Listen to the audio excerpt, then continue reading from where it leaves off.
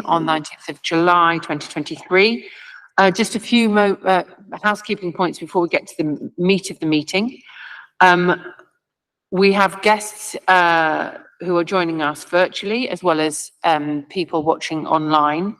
This meeting is being recorded and live streamed now. If anyone is virtual, can you please keep your microphones on mute throughout the meeting? This will prevent audio feedback. If you are still getting feedback, please turn off nearby devices.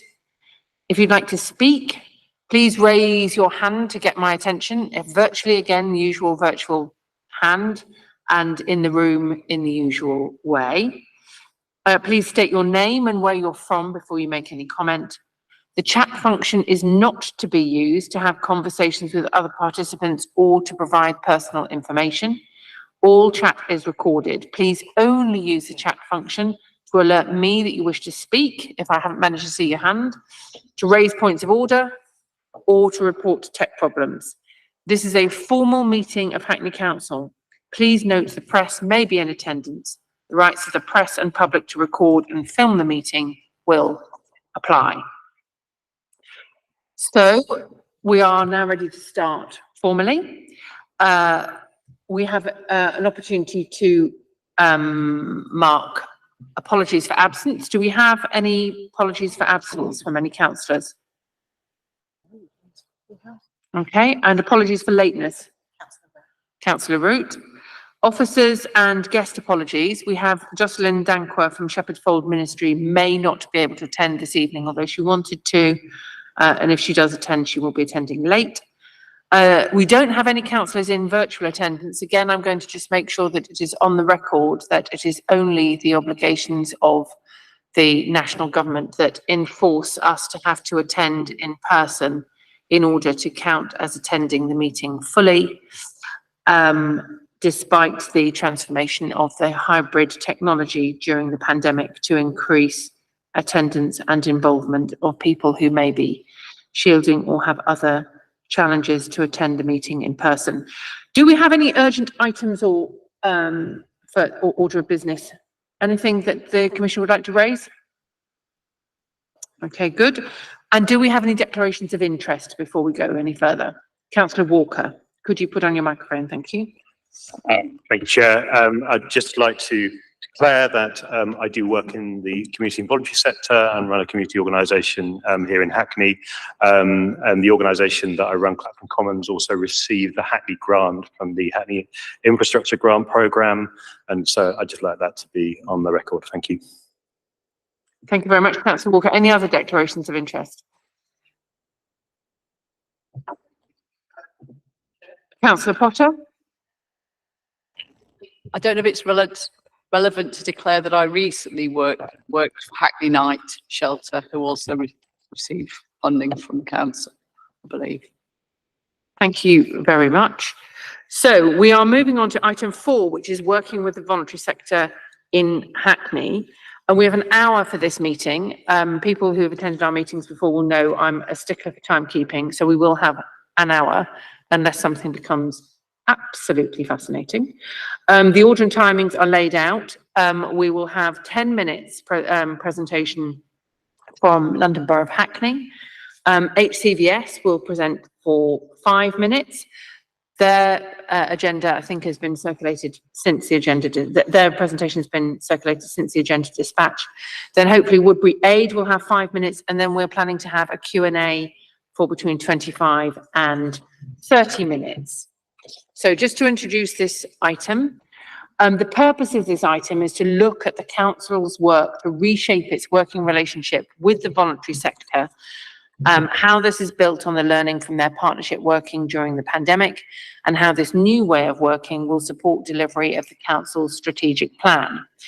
The information from Hackney Council will cover aspirations of the council's VCS strategy and the opportunities and learning presented by the pandemic, how to work in a relational, collaborative and whole system way, how this way of working supports the delivery of the council's strategic plan, learning and good practice, the opportunities and challenges to fully adopting this way of working across the council and by partners, organisations.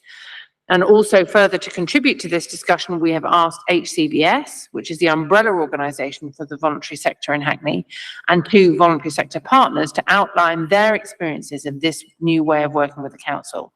We asked HCVS and the voluntary sector organisations to consider the impact this would have on the commissioning of services, grant funding, and how this new way of working could be more beneficial to VCS organisations. We're exploring if this new way of working would lead to better outcomes for the voluntary sector and residents accessing services and support versus the traditional methods of funding and commissioning for voluntary sector organisations. I'm simply going to say that the standard piece of information that we all need to remember in these circumstances is not only the transformed circumstances of the pandemic, but also 13 years of brutal cuts to both the voluntary sector and to the public sector in the form of local authorities. So all of this is about being extremely creative with significantly less money than previously. So I'd like to welcome to the meeting Claire Whitney, who is here from the London Borough of Hackney, who is the strategic lead for policy and strategic delivery. And then we also have Jessica Lubin from HCVS, Director of Health Transformation, who is joining us online, and Euphemia Chukwu from Woodberry Aid. So I'm going to come to Jessica and Euphemia shortly, but first, Claire, you have the floor. It's 6 minutes past 7. You have 10 minutes. Thank you, Chair. Can everybody hear me okay? Yep. Yeah. It's a good idea to be a little bit closer to the microphone. Closer. Okay. Is that better? Yeah. That's in my face. Thank you, Chair. As Chair said, I'm Claire Whitney. I'm a strategic lead in the policy and strategic delivery team. And my role is primarily around how we work as a council, how we work in partnership with the voluntary and community sector, and how we create the right environment to work well with the voluntary and community sector in Hackney. If you go to I think the Chair's already covered off what's going to be in my presentation, so I'll go straight into it. Lovely, thank you. So by way of background, we learnt when we were developing voluntary and community sector strategy, which was started in around 2017, we soon began to understand that we would have to do a lot of transformation work as a council in order to really work effectively with the voluntary and community sector. And it became really evident that we really needed a very different approach to the way that we worked with them, but also that meant changing the way that we worked as an organisation. And one of the things that we learned was obviously the way that we fund and commission and ask organisations to set out how they have spent our money and what outcomes they've achieved, etc. So one of the things we did in 2018 was we started to work with our advice partners to kind of try and move away from those very traditional metrics and ways of kind of accounting for how our grant budgets were spent. And previously, we'd really relied on numbers, you know, how many people had accessed the service, how many people had had housing benefit or debt advice, how much debt had been recovered, to actually try to really understand what mattered to the resident as they walk through the door of an advice service, because they're often the first door that people walk through when they have need. And what we'd learned was that often behind a debt issue or whatever, there was a whole range of other presenting needs that probably weren't getting addressed, and the way that we were funding and the kind of metrics and measurements we were asking for was actually driving a way of working that wasn't really working for the residents that walked through the door of our advice providers. We were doing that work when we went into the pandemic, which really created an environment where early help and prevention became very critical. We had to prevent demand on our own services escalating, but we had to keep people safe. And that really changed how we worked with the sector, because we really had to work very collaboratively. We had to learn very quickly. We had to adapt very quickly. We had to learn again and adapt. And we had to be really having conversations with our partners, sometimes on a weekly basis. And, you know, we were very successful in that. We really enjoyed a very positive working relationship with the sector, and that really had a huge impact for residents in terms of their experience of the pandemic.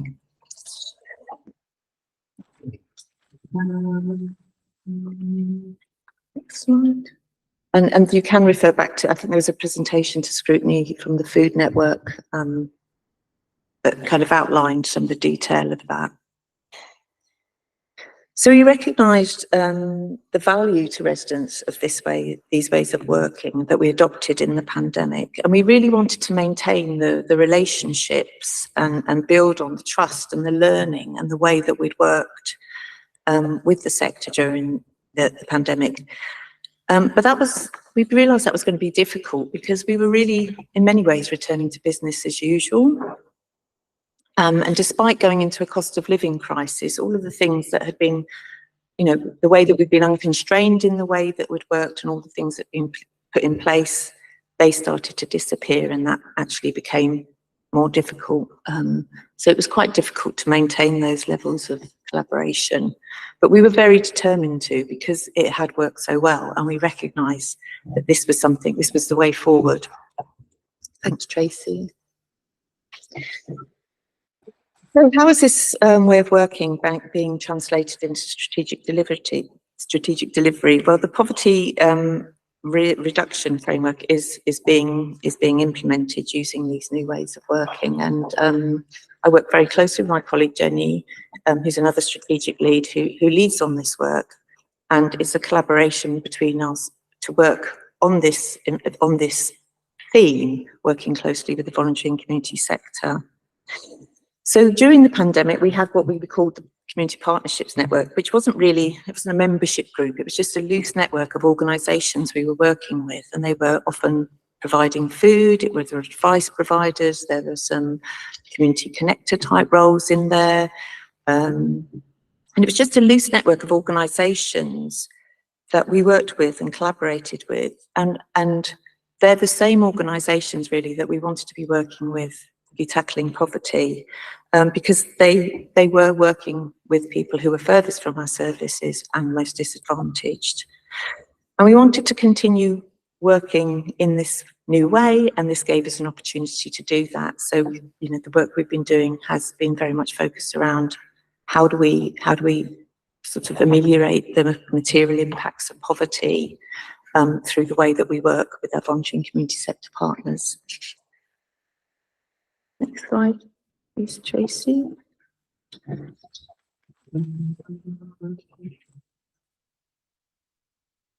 So as I said, we wanted to continue working with our partners in the way that we had during the pandemic. And one of the ways we did this was using the council's grant programme. We decided we needed to fund purpose, which was very new for us. We'd always funded projects with a start and a finish, and very clear, these are the outputs, these are the outcomes. But we recognised we needed to fund purpose and organisations, not projects, and really to enable them to continue to do the good help work in the similar ways that they responded to the pandemic. So we did an open programme, because obviously we knew there'd be other organisations out there that also worked in this way, and we're now funding 20 community infrastructure organisations with core funding. And we focus very much on the characteristics and behaviours of these organisations and the way that they worked and how much they were going to work with us in terms of learning and adapting around, and specifically around poverty reduction. We've also got 2 system convener roles that help us to learn. So the kind of work that we were doing in the policy and strategic delivery team, we've had to go back to our old jobs. So that kind of convening work that was being done, we've actually got some roles in now to actually build those relationships between organisations and to help us with that learning. And I think what we're really doing is trying to model a new approach to early help and prevention through working closely with the voluntary and community sector. Next slide, please, Tracy. You've got 2 more minutes left. I find myself, I'm going much slower. So the strategic plan really describes how we need to transform our way of working, and the work we're doing with VCS partners is kind of modelling these approaches. So that's what's in the strategic plan, and what we're doing is trying to model this in the way that we're working with the voluntary and community sector. Next slide, please, Tracy. We're not the only borough doing this. There's lots of other boroughs that are trying to work in this way.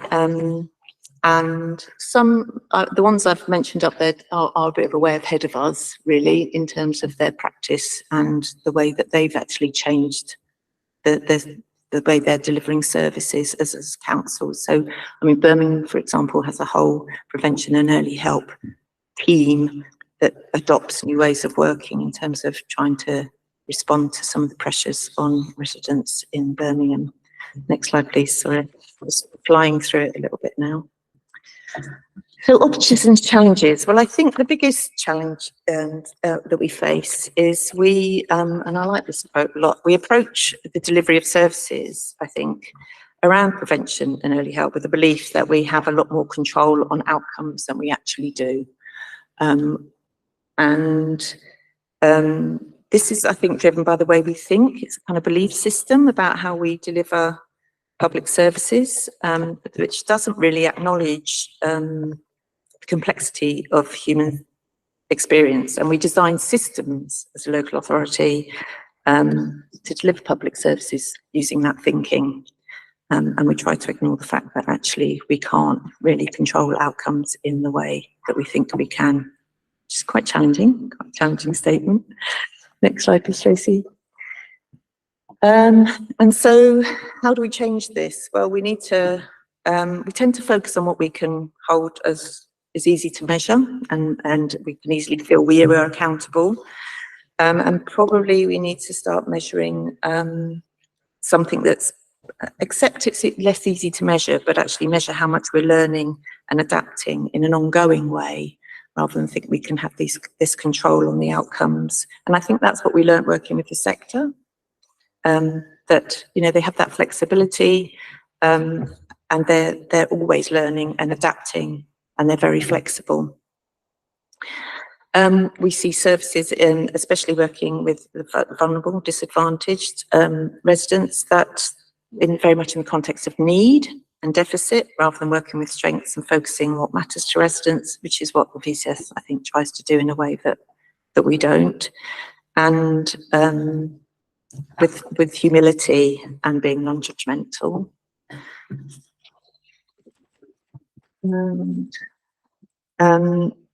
It's difficulty around resourcing. We're used to resourcing in a way that assumes that we can define outcomes and that these things can be delivered. We have boundaries of departments and directorates, so it doesn't matter how complex and how many sort of issues in a person's life, we try to come at it from different directorates, and we fund it in that way. Next one, Tracy. That's it. Yeah. Thank you very much, Claire. That was really interesting. Can I take some questions before we go on to listen to our contributors from the voluntary sector briefly? Are there any questions for clarification now, and then we'll come back and open it up a bit wider? Councillor Potter. Okay, well, shall we leave it? If there are any questions of clarification, we can do them now. Otherwise, we'll wait until after we've heard from the voluntary sector. Yeah? Okay, good. So I'm now going to hear from Jessica Lubin from HCVS. Jessica, can you hear us and can you come off mute? That's marvellous. Thank you. You have. Am I showing my slides? Sorry. Okay. You can share them if you want, Jessica. Oh, I don't mind if you want to do it. I can share them. It's easy. Okay, thank you. That's great. Hi everyone, should I start? Yeah. Hi everyone, I'm Jessica Lubin. I'm Director of Health Transformation at Hackney CVS. Thank you for inviting me here. Next slide. As you know, Hackney has a rich and diverse voluntary and community sector. Many of the people who work in it are residents themselves and are very much part of the community and have lived experience of many different issues. The VCS aspire to ensure that Hackney residents and the people they're supporting are offered the best possible service, and they like to do this through collaboration maximising the strengths of all system partners, and that includes statutory partners as well as fellow VCS. Next slide, please. And sometimes they find that challenging for various reasons. The VCS Assembly and Enabler is a programme very much developed from learnings from the pandemic. They're facilitated by Hackney CVS, and they are developed in order to be resident and be voluntary and community sector led in our services, and really listening to the community and taking that on to find the best solutions of how we're working. The VCS Enabler includes special interest groups and forums based around different health inequalities or population groups. It also has a leadership group made up of leads across different topics in the voluntary and community sector.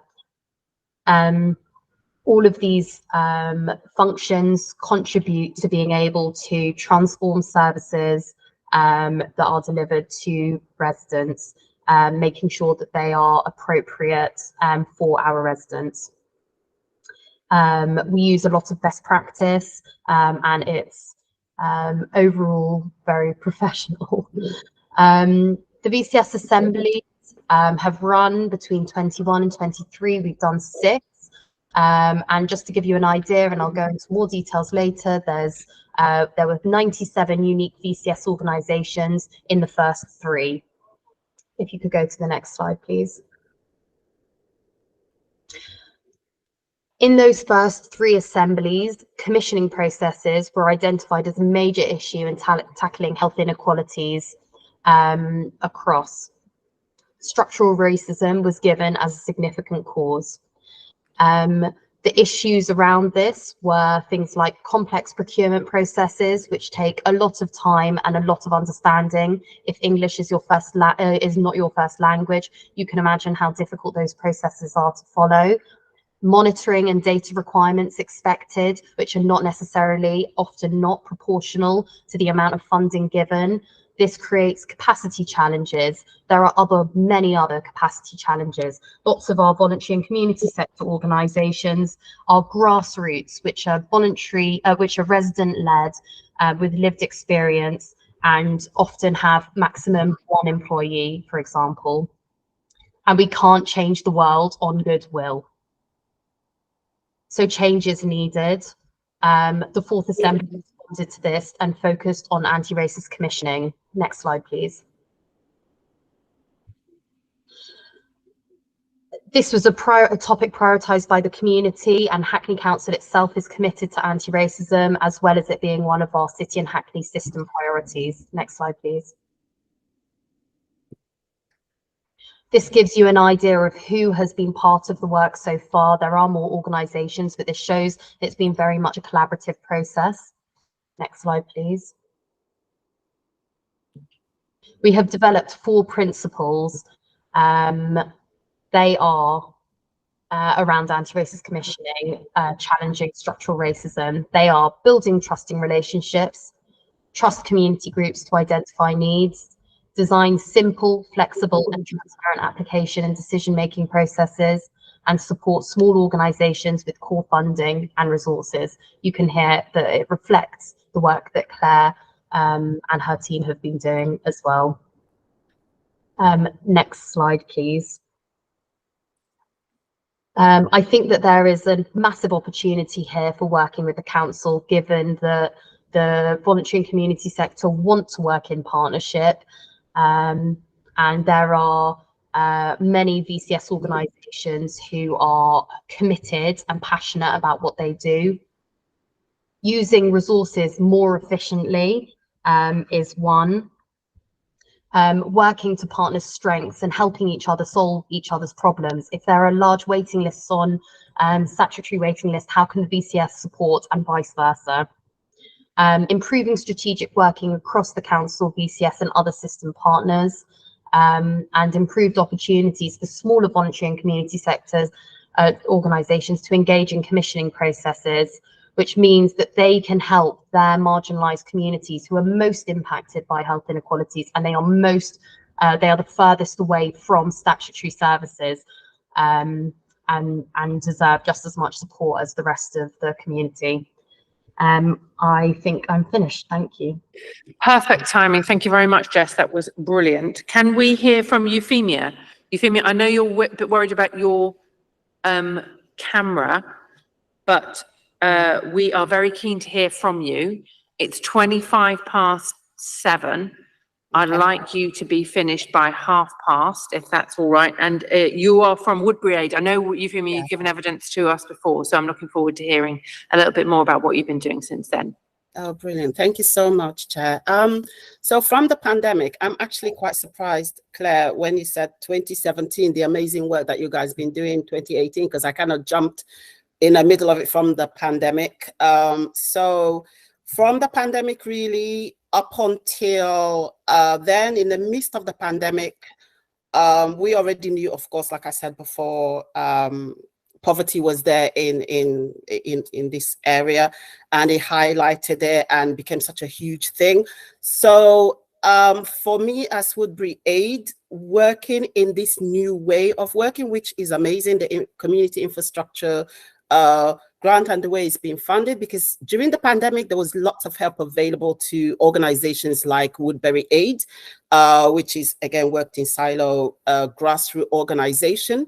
Ordinarily, to source funding would be very difficult for organizations like myself, near impossible, shall I say, really, in applying. But during the pandemic, it was very available, easy to find. We worked collaboratively all the time with the organizations, which was amazing.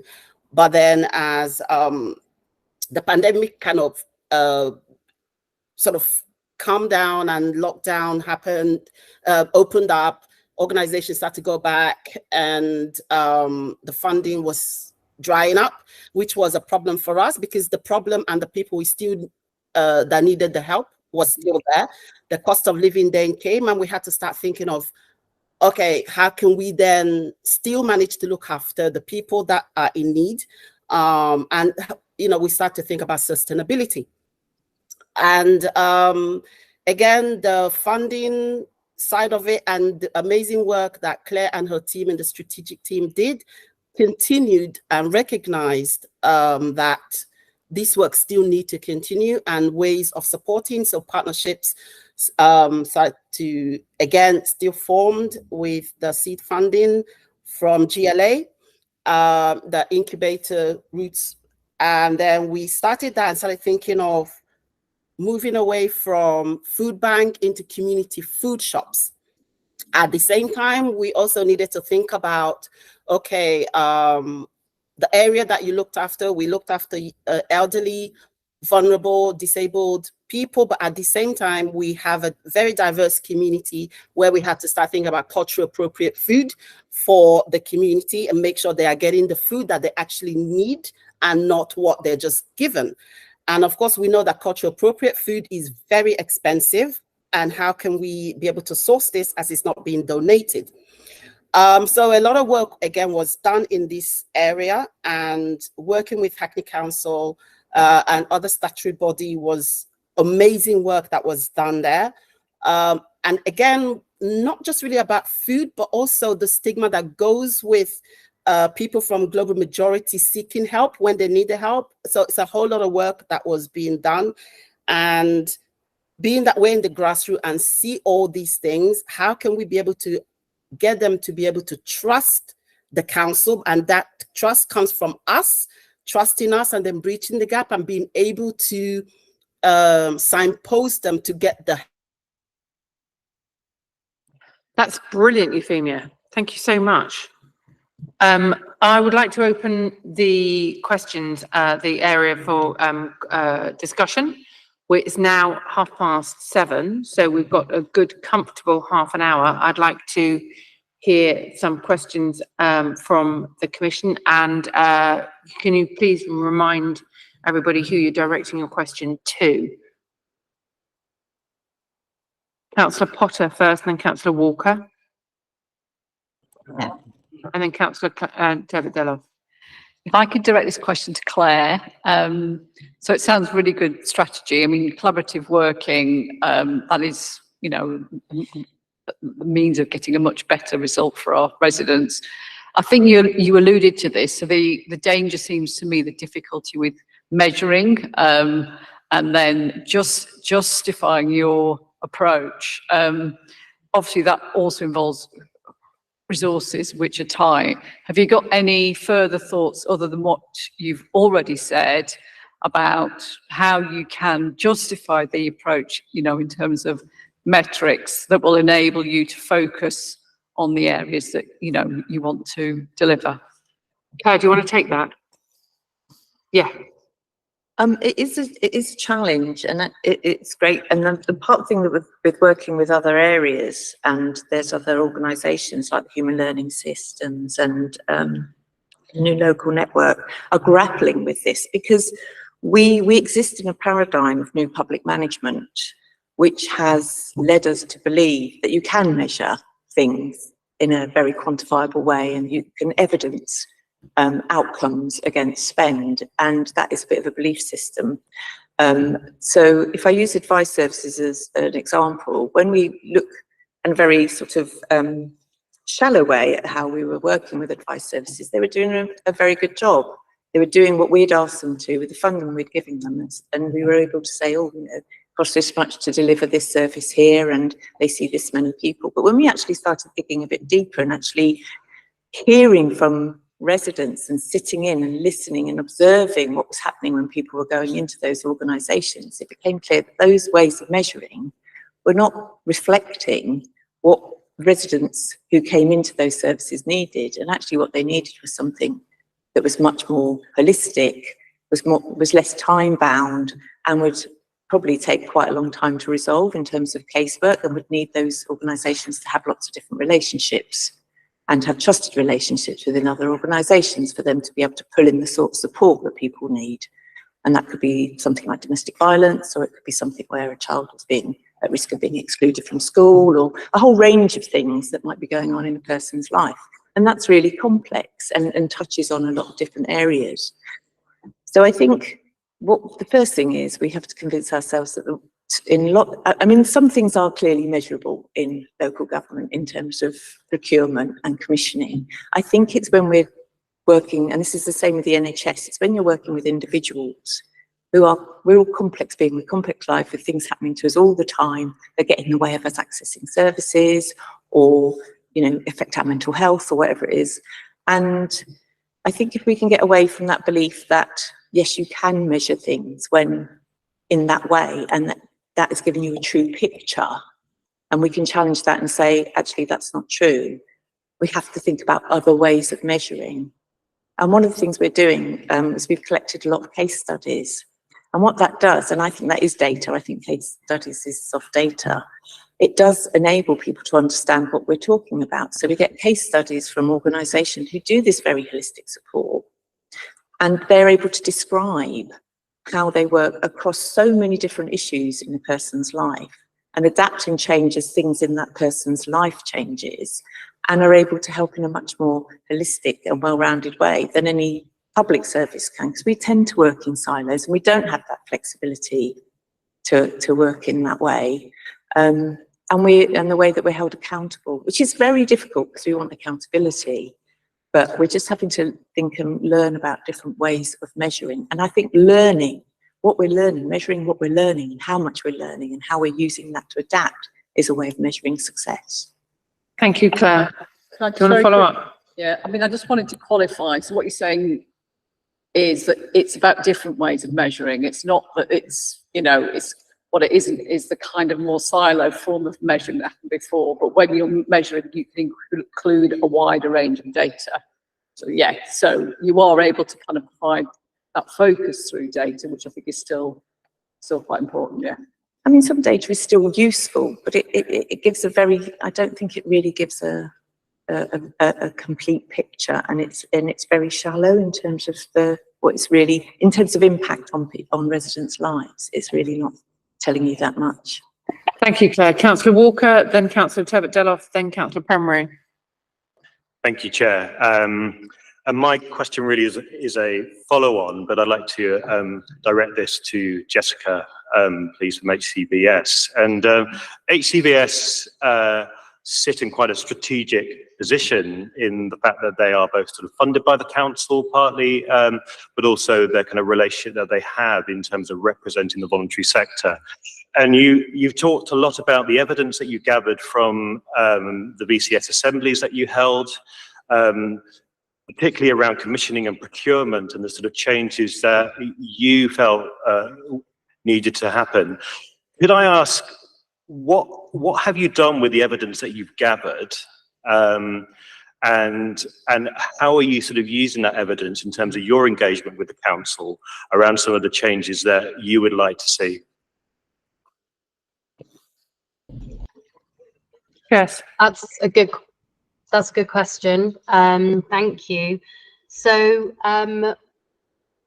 we have firstly shared these principles. We've been working, lots of council officers or staff have been part of developing the principles, and so they are known, particularly in Claire's team, the strategic delivery team, and many of her colleagues know about them.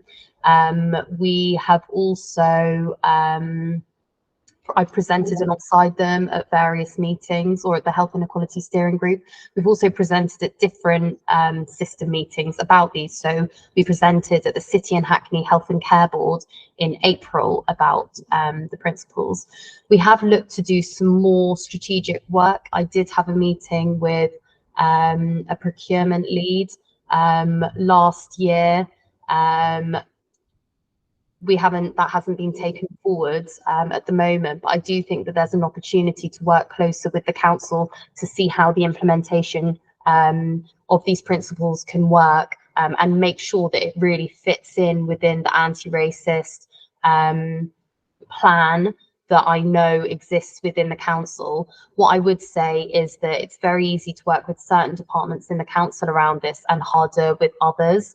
So we find the strategy and delivery team very easy to work with, and then others, because the way of thinking is so different, I think it becomes harder, and I would really appreciate any support that can be done around working with different council departments in this area.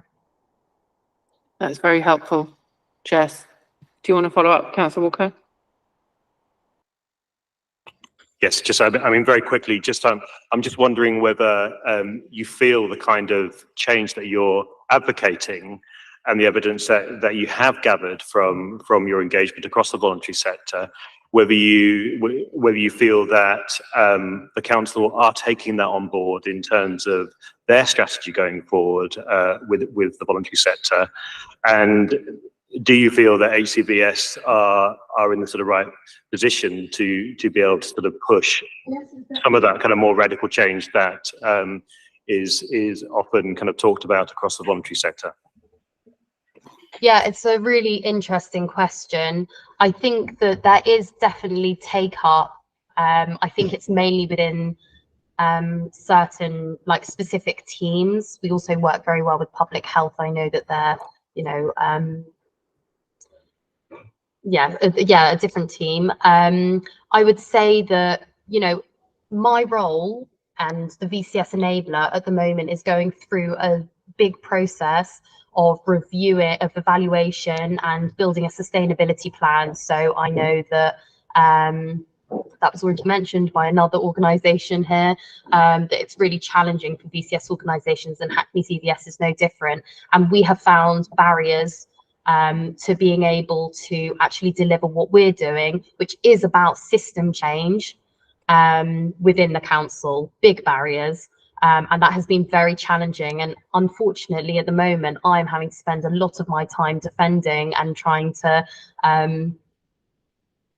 put together plan which like system partners widely understand and then are sold into why infrastructure support is so important for the voluntary and community sector to be able to make change and improve residents' lives.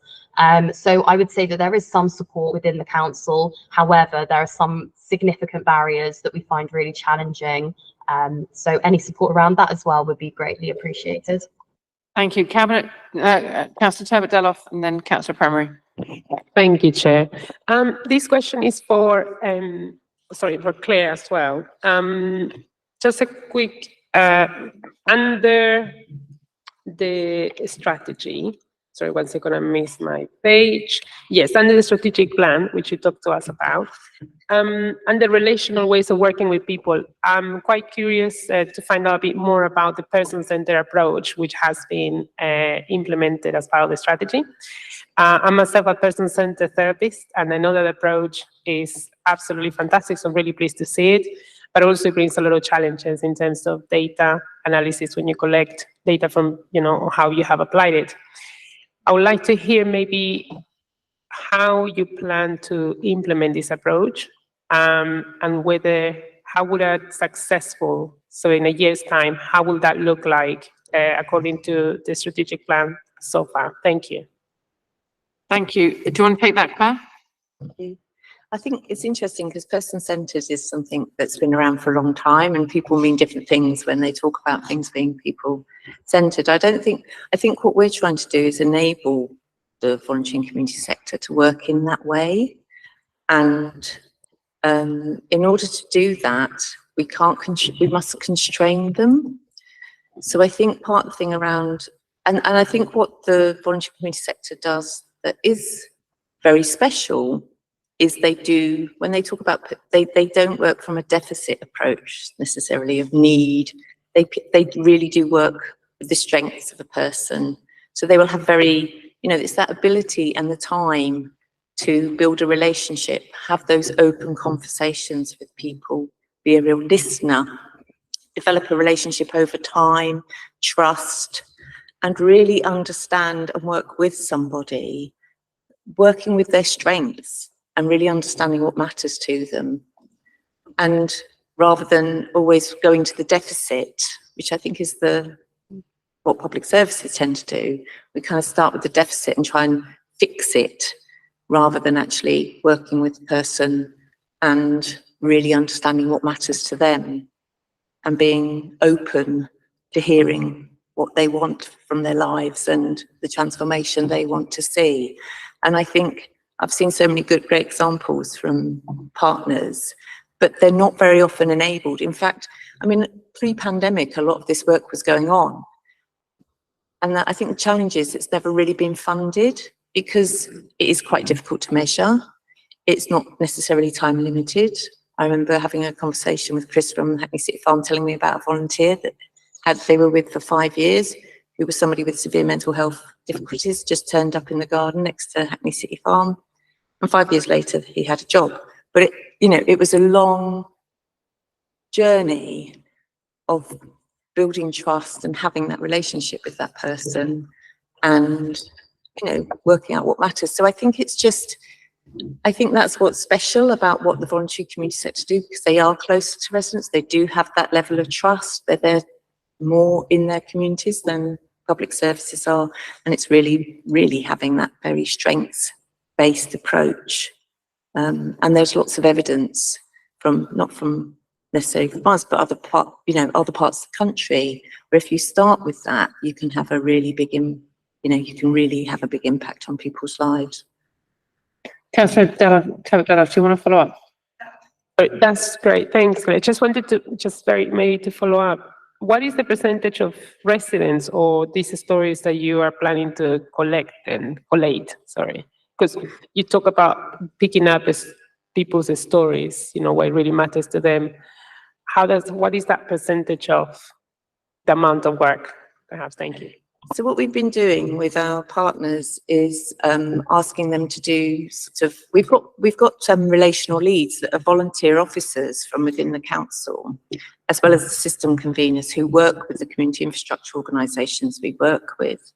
And amongst other things, one of the things we've asked them to do with organisations is tell some stories about, that are recorded, which we did in the pandemic. We started doing that in the pandemic just to capture some of this learning and to really understand the kind of complexities of the ways in which they work and the kind of, complex challenges that they're dealing with very little resources. And that's something that we are trying to change, making sure that there is resource, whether it's advice and guidance from experts who can support those frontline voluntary and community sector organisations who have those relationships to be able to respond to the kind of challenges that people are coming in through their doors with.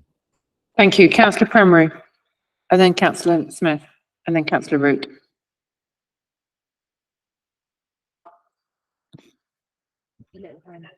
Hand one. Yeah. Oh, I've got it. Thanks very much. And thanks very much for all the presentations.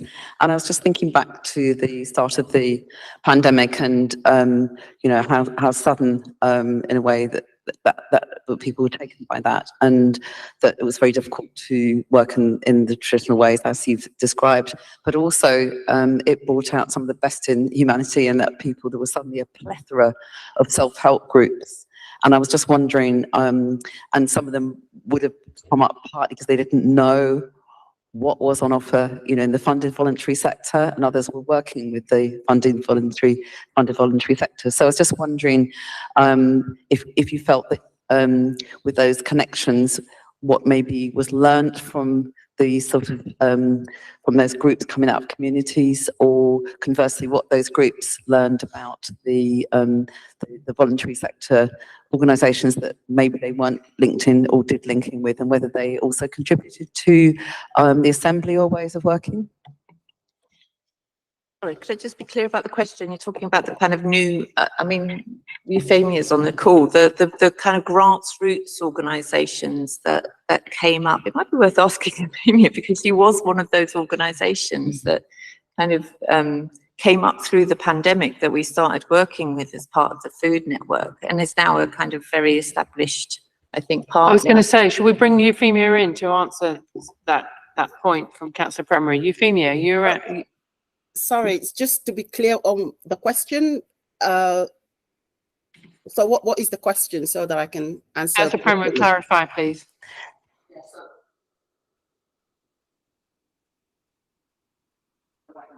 It's the one with the hand. That's a bit, oh, yeah, so it's to do with groups that came out of the pandemic that weren't necessarily part of the community funding for voluntary groups, and there were lots of organisations who obviously responding to that, and how that fed into the new way of working. Right. So from the pandemic, obviously in Woodberry Down, I sit on the boards of Woodberry Down. So when the pandemic happened, the natural reaction is, how can I help my community? Obviously, we had a lot of vulnerable elderly people in isolation, can't go out, and the natural thing is, how can I help? What can we do? How can we get help to these elderly in our community? And so Woodberry Aid then came out of that, and it was just really trying to get food to the elderly in the community that can't come out. And then from that, I didn't know anything about the council or whatever, but I already knew that the residents, because I'm part of the leaders in the community anyway. And from just talking and then getting into the Hackney Food Network, in joining that network, and then that started, we started to develop that.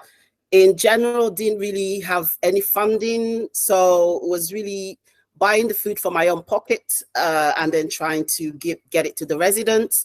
And then once I joined the food network, Hackney Food Network, and then partnership was very important for Woodberry Aid, because it meant through partnership working, I can then get funding, because we weren't a registered organization or anything like that. So it was very important. Partnership working was crucial for our organization Woodberry Aid, because then they can apply for funding and it will be given, and then we can sort of work collaboratively. And that's how we kind of started. So collaboration was a key point in working in this way. And that kind of developed over time throughout the pandemic, forming partnership working, collaboration, trying to reach out to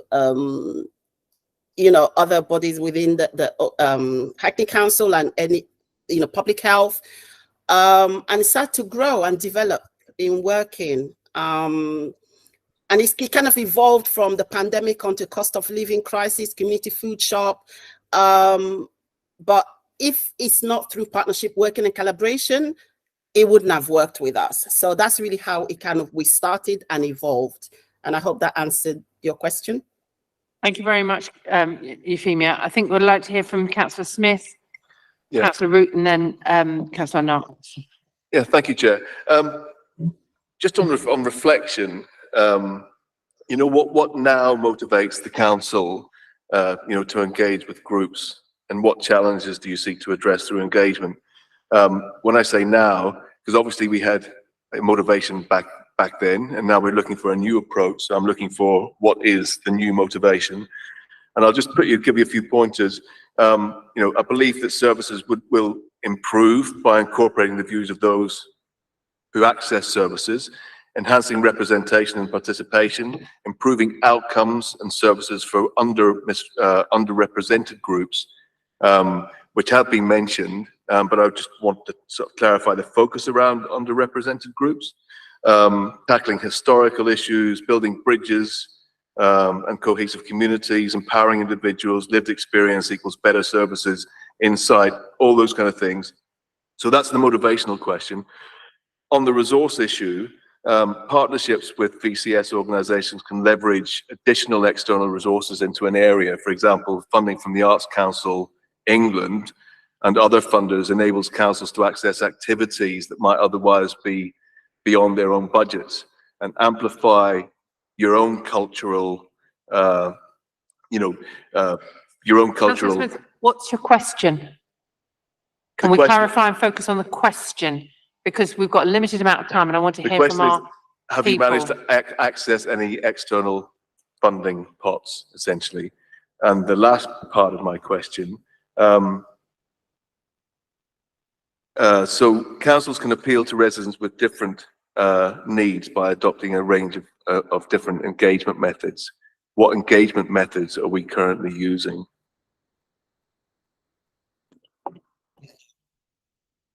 Thank you. In terms of external funding, we do, I met with the big lottery a while ago, who complained to me about the amount of money that came to me from the big lottery, saying that it was disproportionate and that we were taking too much, we were absorbing a lot of funding.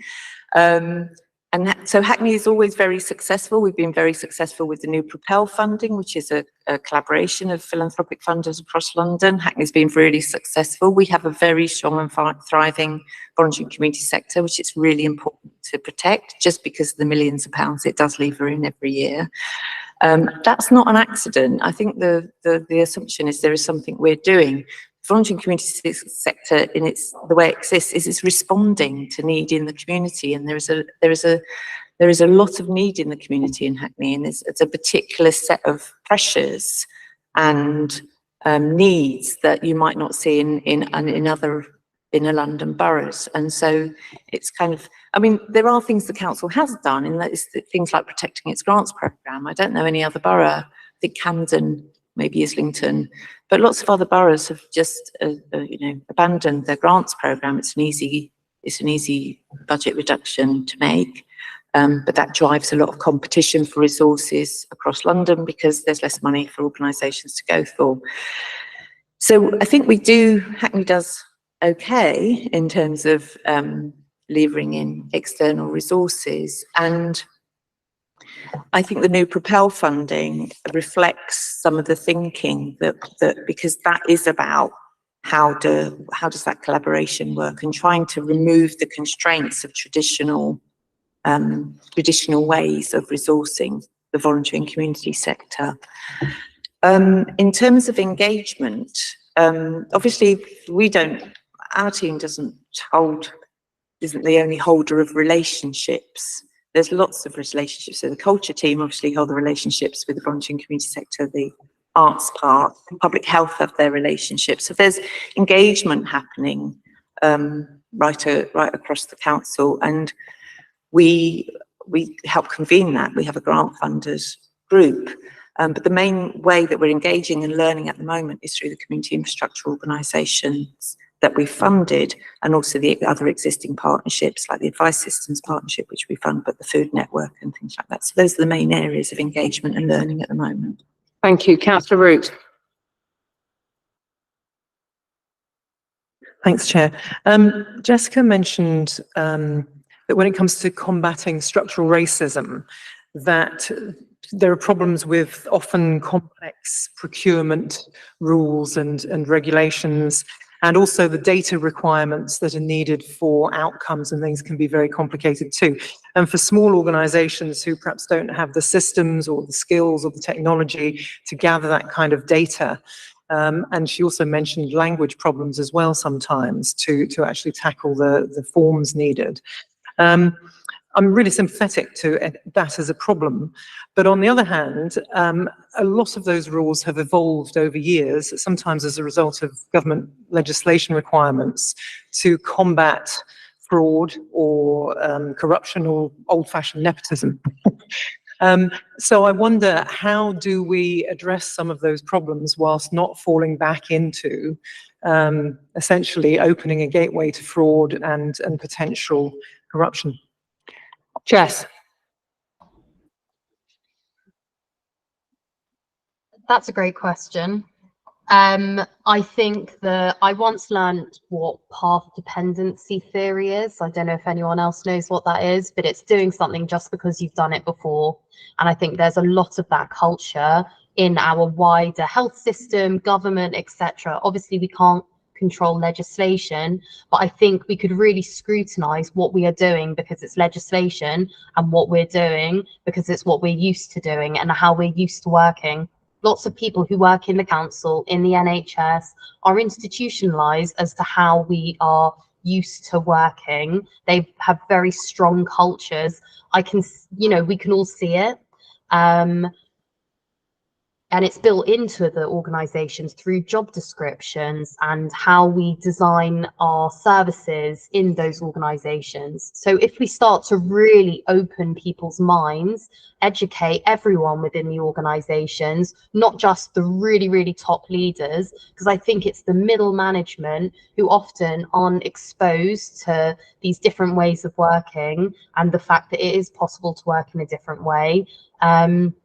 That can really start to question things, and it does require a lot of questioning, and we need to encourage that questioning, and that is challenging and difficult, and it may feel like it's taking more time, but actually you'll be able to cut ineffective processes and make things more efficient, and I think that's what we really need to be able to make positive change. Thanks, Jess. We're running slightly over, but I'd like to ask a couple of questions. One, Euphemia, can I ask you, because we've talked a little bit about measurement, how do you effectively measure the impact of your work? And do you feel that the way that you are being assessed as an organisation is a fair reflection of the impact of your work? And then I'd like to ask a question of Jess and Claire, but first, Euphemia, I'd really be interested to hear what you think as somebody on the front line. Okay, so based on different funding and the requirement of measurement, I do believe that sometimes is restrictive and doesn't reflect fully on the work that we've done. So it restricts the full impact and the true nature of the work. So it loses out on the fullness of the work done. But how we measure it, and in some aspect of it, we use case studies a lot. We use a video where the residents actually would do recording. We use stories as well, and surveys. So this is how we try to capture what we are doing throughout in the outcomes of the work that we do.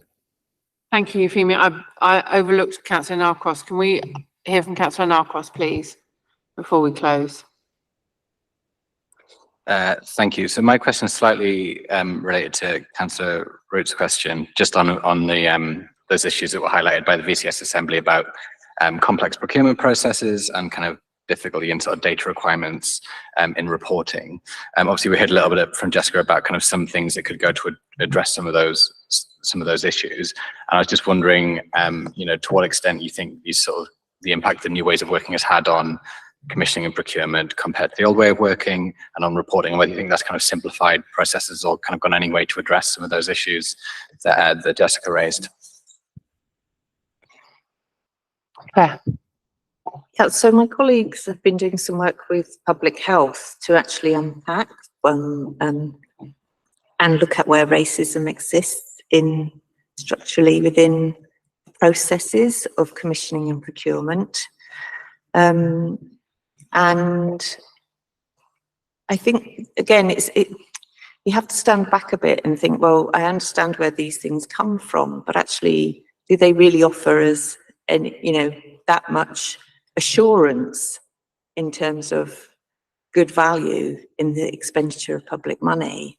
When we've defined, you know, obviously it depends on what you're procuring and commissioning. I'm not saying this as a kind of blanket, but I think when you're procuring and commissioning services that involve people and trying to work with people with you know, complex needs and you know, a lot of disadvantage, I think it reassures us, but in a very superficial way, because it's something that's easy to measure and accountable. But if you actually look at the impacts over a longer period of time, they wouldn't necessarily be there. So procurement and commissioning kind of gives us a kind of false reassurance.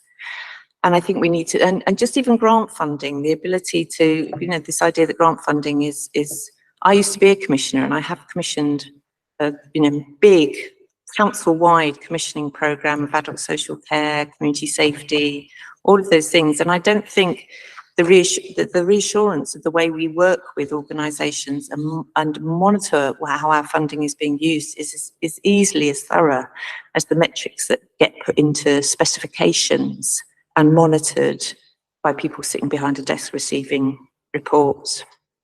Can I follow up? And I'm going to sound like an absolute bean counter, but I'm interested in this because of impact. Do you think that this approach is better for a quality outcome for a smaller number of people with complex needs? And is that as distinct from a wider, perhaps more universal service, where this might be more difficult to justify the investment? I'm going to stick my neck out here and say I think it's more universal. Sorry? I'm going to stick my neck out and say it's more universal. And I'm just going to use a very simple example of the 10-minute rule for going to see your doctor, and that they're measured, you know, you have 10 minutes and they're measured against their ability. How many times have you been to the doctor and you've had to go back 3 or 4 times because you've misdiagnosed? It just is the whole system kind of, it's built on a belief system that it doesn't often work for even the most advantaged people in society, let alone those who are, you know, who aren't as privileged. That's very helpful. I'm aware that we have, counter to my rule, run over a little bit, but I thought it was worthwhile. Thank you very much. Thank you, everybody, Jess, Euphemia, and Claire, for your very thoughtful contributions, which we will take away and consider about what the recommendations will be from the Commission about how this can be used to help the council achieve its corporate plan. If you have any further thoughts on that, we'd obviously welcome those as a Commission. So can I move on to item 5, the Climate Action Plan update Thank you very much, Claire, for your time and your contribution. Climate plan, action plan update on engagement with businesses. We've again got an hour, so we'll finish at 9:05. We've got a number of presentations as well as a Q&A. Many councils in London made climate emergency declarations, and Hackney Council made their declaration in June 2019. I had the pleasure of tabling that motion and speaking to it, and pledging to achieve net zero carbon by 2040. In response to this climate emergency, local authorities in London have been developing climate action plans to take forward their work to achieve the net zero targets. Hackney Council consulted on their climate action plan for 10 weeks, from the 1st of November 2022 to the 10th of January 2023. In developing the climate action plan, the aim was to work with local residents to create a climate action plan for Hackney, which sets out what we all need to do together to make sure Hackney no longer contributes to climate change, building a greener, healthier borough. Hackney's climate action plan was not developed just for the council, but for residents, businesses, and local organisations to help guide our collective response to climate change. The purpose of this item is to review the council's engagement and consultation with local businesses in particular about Hackney's climate action plan and net zero targets. The information we've asked the London Borough of Hackney to cover, the council's engagement and consultation with businesses during the action plan consultation period, and information about the economic implications of the climate action plan on local businesses and the economic growth in Hackney. So I'd like to welcome to the meeting, I'm not sure whether everybody's here, I'm sure, oh yes, it does look like they are. Councillor Mette Coburn, the Cabinet Member for Community Safety and Regulatory Services, is attending virtually. Councillor Guy Nicholson, Deputy Mayor and Cabinet Member for Delivery, Inclusive Economy and Regeneration, is here in the chamber. Ricardo Hyatt, the Group Director for Climes, Homes and the Economy, is also here in the chamber. Sam Kirk, as the Head of the Sustainability and Environment, is joining us online. Welcome, Sam. And Michael Toyer, who is the Economic Development Manager. Now, that's a lot of people. I'm asking for short questions so that we can get as much out of our officers as possible. This is an important item, and we know that engagement with businesses is crucial. So I'll first introduce, I think it's Ricardo, you're introducing introducing the presentation, and then Michael's doing it. Is that right? Yeah. In the interest of time, I'll just hand straight over to Michael. You're a marvel, Ricardo. Michael, let's hear from you. Your presentation. It's 8:07, so you've got until 2017. Can you present, Michael? I can't present. Yeah. So also in the interest of time, I'm going to skip to certain slides. So Tracy, I'm going to say the numbers straight to slide 3. So I'm sure you've all read the Climate Action Plan very closely, and you'll recognise the 5 themes when they come up on the screen. But adaptation, buildings, transport, consumption, environmental quality, and of course they apply to residents in different situations, different perspectives, differently to businesses, different kinds of businesses, size, scale, location, sector, etc. So that's a very quick introduction to that. Scrolling down now to the actual consultation, given that the chair led out with that.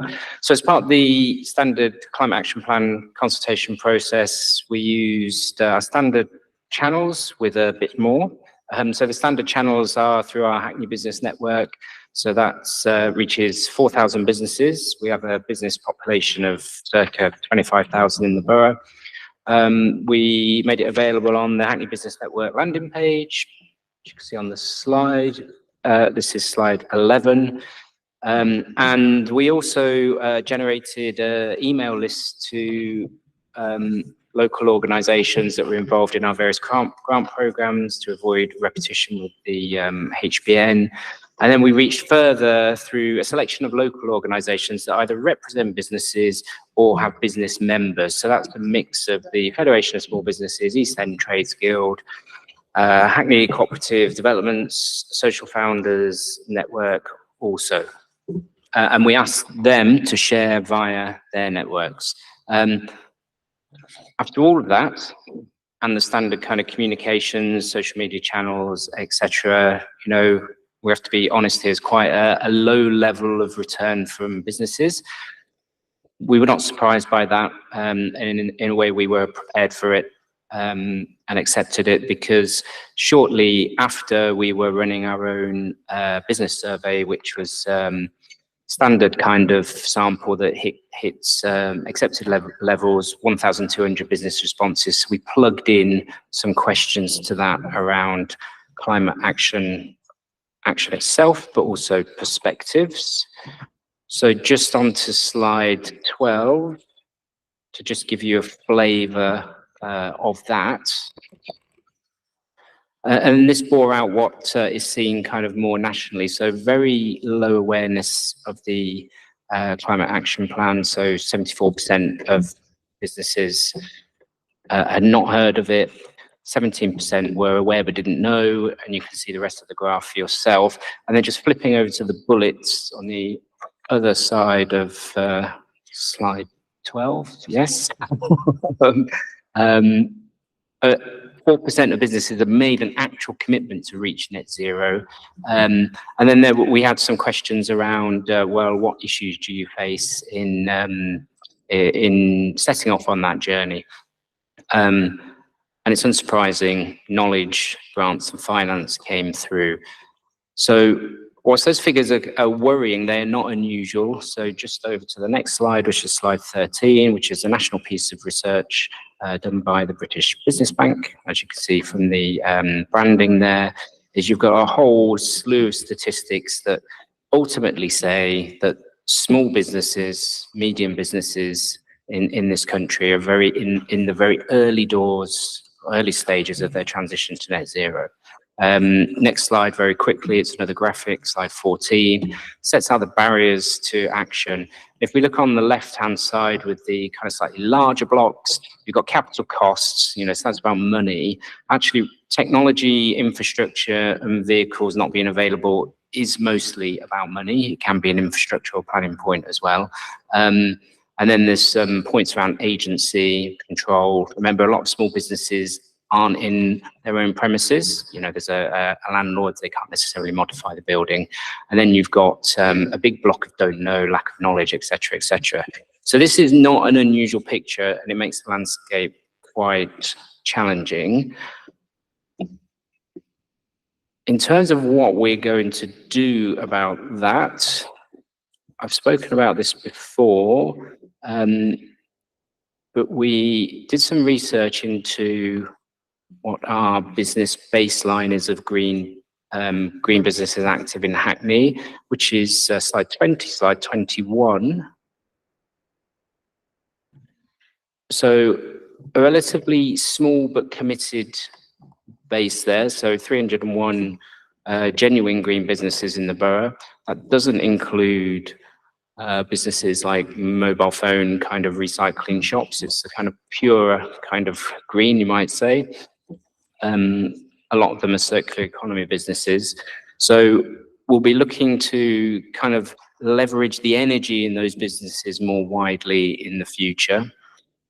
And then on to slide 22, we've got some general points around the opportunities to help with net zero transition. And you'll see that slide 22. The standard levers that you've heard me talk about before: procurement, use of assets, skills training, our convening power, and business support provision. And I just want to end on the business support provision, which is, I think, alongside a large kind of comms, marketing and influencing campaigns, it'll be our business support provision where we can have the most impact in the short term. So we're on slide 23, which is the next one on from the one up there. So we've secured and agreed with the GLA how we use our UK Shared Prosperity Fund, and there are several strands to this. This is predominantly the supporting local businesses strand. So the top bullet point there, you'll see we have circa £440,000. So it's not all for transition to net zero, because we have our other priorities as per the manifesto, as per our strategic plan around supporting the growth of socially committed businesses in the economy. So this sits alongside this as a key stream. So we'll be doing, and I think we'll be doing some relatively kind of light touch support to get businesses interested, because we can see from the stats that there's very low levels of interest.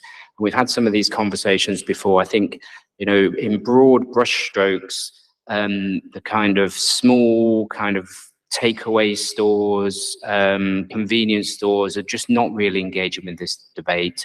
If you go down to Hackney Wick and you have a conversation about transition to net zero, you'll get much more uptake because of the kind of businesses and the kind of individuals that are down there. So we want to put some effort into outreach. That will be part of our program. The next bullet point down is an interesting one, actually, because we have a pot of money to fund kind of energy audits, and essentially the way this works, as I've spoken to a provider about how they do it, is they send out someone who sits down with the business on their premises. They try to get through this as quickly as possible, have a series of key questions about energy usage, their kind of business, you know, so if it's a convenience store, it'll be about the fridges, for example, and the storage and the lighting. And they go through that and they say, well, okay, you could make this adaptation, which will save you money. I think the pitch is really important here. The pitch that small businesses will respond to is the saving money through reducing energy bills rather than the transition to net zero. So I think we need to be quite kind of sophisticated in our comms around that, if that's the thing that's sophisticated. The big issue we have at the moment, and we will continue our lobbying on this, is we don't have enough in these UK SPF kind of grant settlements from the GLA to do substantial grant giving. Earlier in the slide, you'll see that access to finance is one of the biggest issues raised by businesses that hinders their transition and thinking about move to net zero. What I actually expect is the next round of UK SPF, which starts in spending in 1st of April 2025, that there'll be larger amounts of capital in the funding pot overall, because the pot was downrated due to the tapering of EU funding in this round. So we really see this as a phase to kind of gear up on the communications, the promotion, the initial advice to start to build momentum. And then the plan is to seek grant funding between now and then, but lobby hard with the GLA to leverage grant funding for the next round, to start to kind of make these changes. In amongst all of this research, and I can't actually remember which slide it's in, so sorry for that. It says the most impactful thing that a small business can do is change to a genuine renewable energy source. And that's underpinning several pieces of research. And I say genuine renewable provider because I think you'll all know that not all renewable tariffs are actually genuinely renewable. Now, we're talking officers and different services about what a campaign alongside our business support offer on that transition might look like. So this isn't a commitment to do it, we are looking at it. I think it would be really helpful if we could identify and kind of pre-vet in a way the energy suppliers and make it as easy for businesses as possible. Because actually, it's relatively easy to switch your energy supplier. So if we can furnish them with information, we can have a significant impact.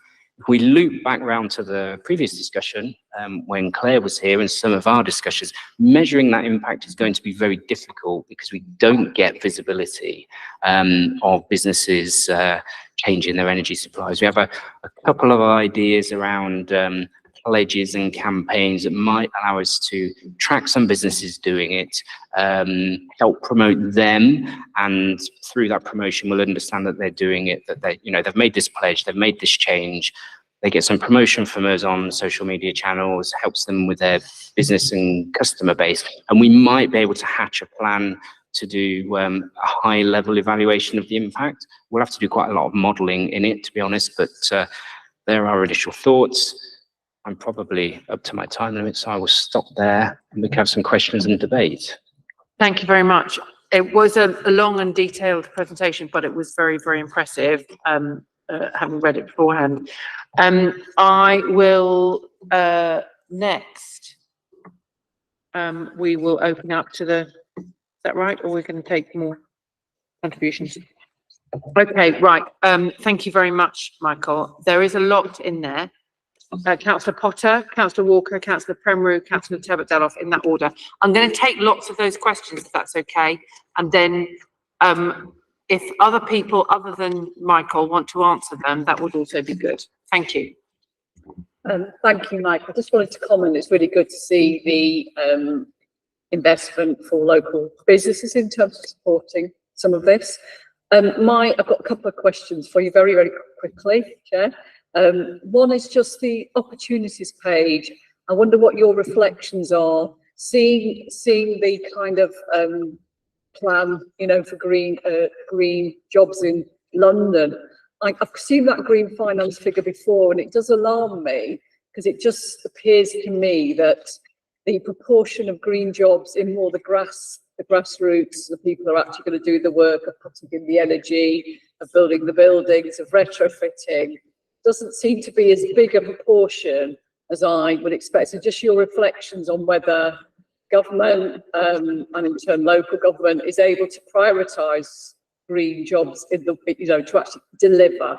You know, there does seem to be a lot of, we seem to be weighted to the professions and not the actual grassroots. And the other thing, very quickly, I attended the London Scrutiny Network last week, I think it was, and we heard a presentation from the Local Government Association, and they were saying that there was very little representation from local government on the Green Skills Task, the government's Green Skills Task Force. So I wondered whether we are lobbying Hackney is to have more of a say, you know, on that task force. It's really important that local government have a voice on that committee.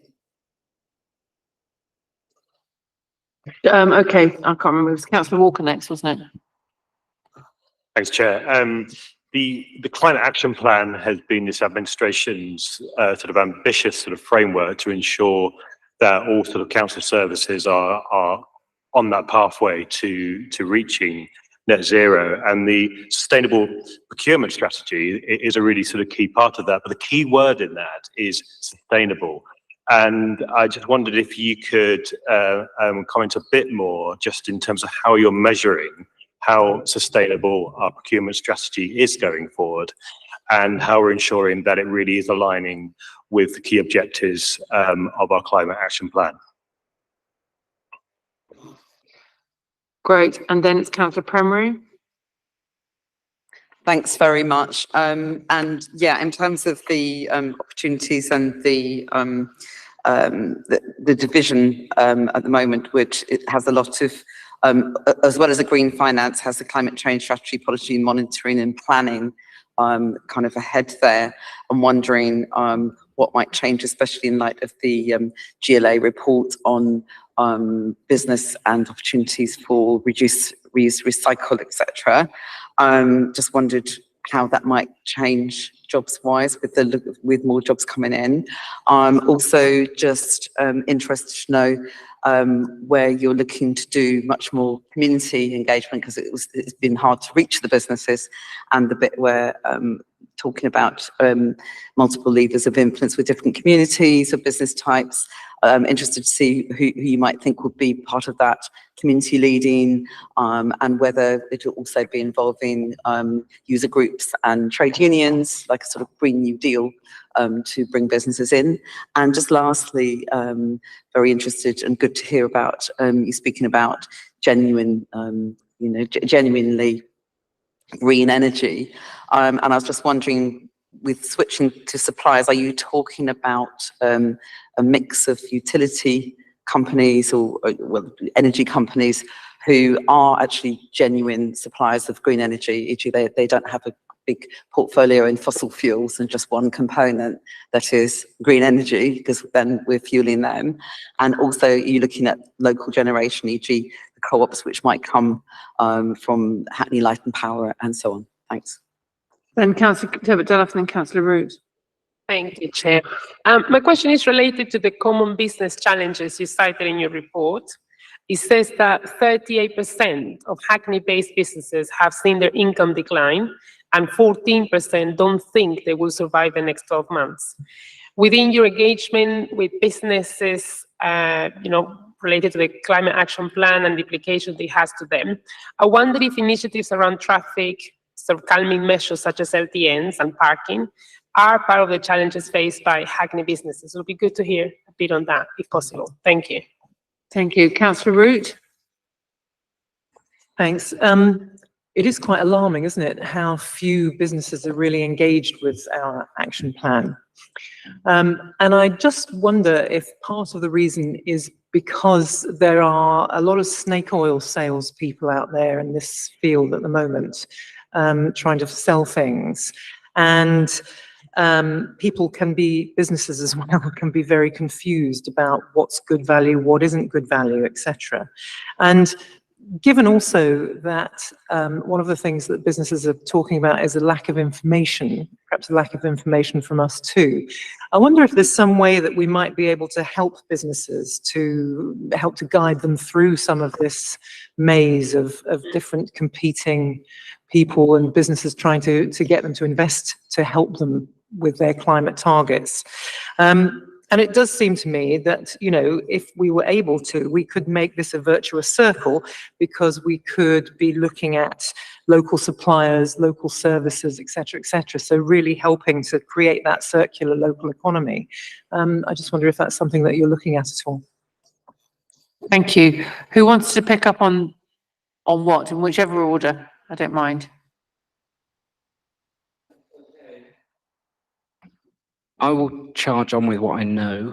Yeah. There are some elements that I don't, but I will give some Coke breathing time to come in with those later on. Okay, so green jobs firstly. A lot of the reports and information show that there aren't actually that many net new jobs that are going to be created from the transition to the green economy. It's traditional jobs changing. So you mentioned construction specifically. It won't necessarily grow, it's just the skills will become different. And I'll come back to the skills point in a moment. And green finance, I'm very skeptical of that as well. I think that's your traditional finance houses. And of course, we do have some of those based in Hackney, but they will be, there's a market for green finance products. So of course they are selling them. I wouldn't necessarily call those finance houses green or architects of any kind of transition to net zero, but you can't discount them either. So that's a tricky one, but it is an issue. And yes, the professions are there. I think they're easier to track because the regulations and the technical qualifications that link to them change and they move in sync, whereas the kind of more on-site trades are sometimes there's less qualifications involved, or they're more accessible kind of level, and they're not counted quite so well.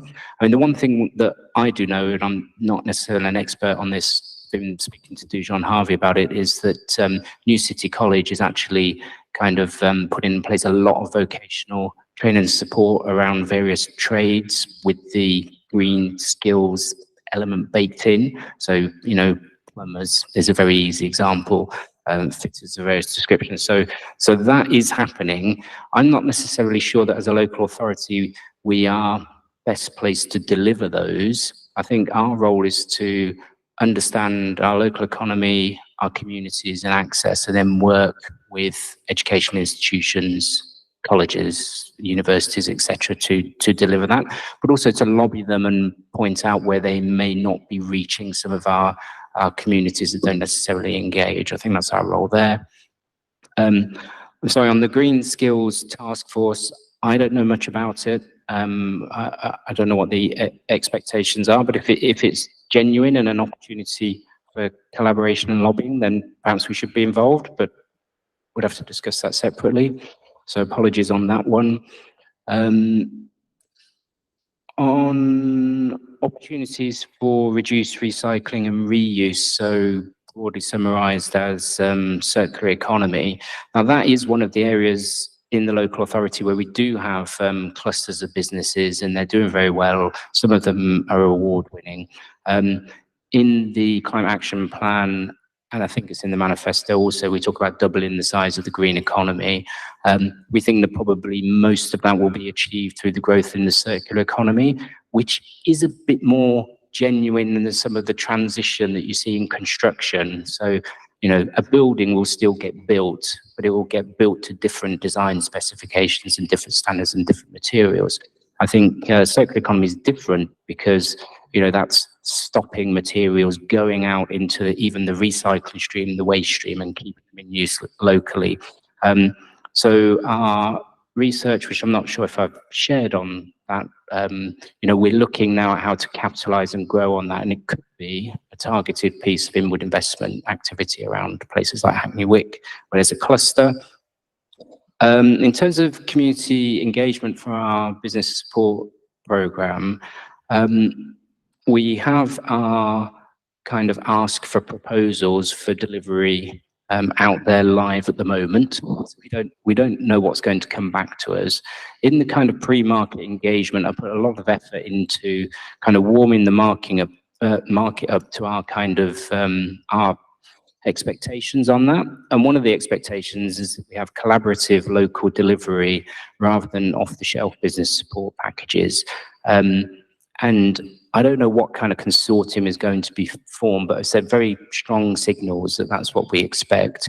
One of the partners around the local organisation table that I was encouraging to engage with the main suppliers was HCVS.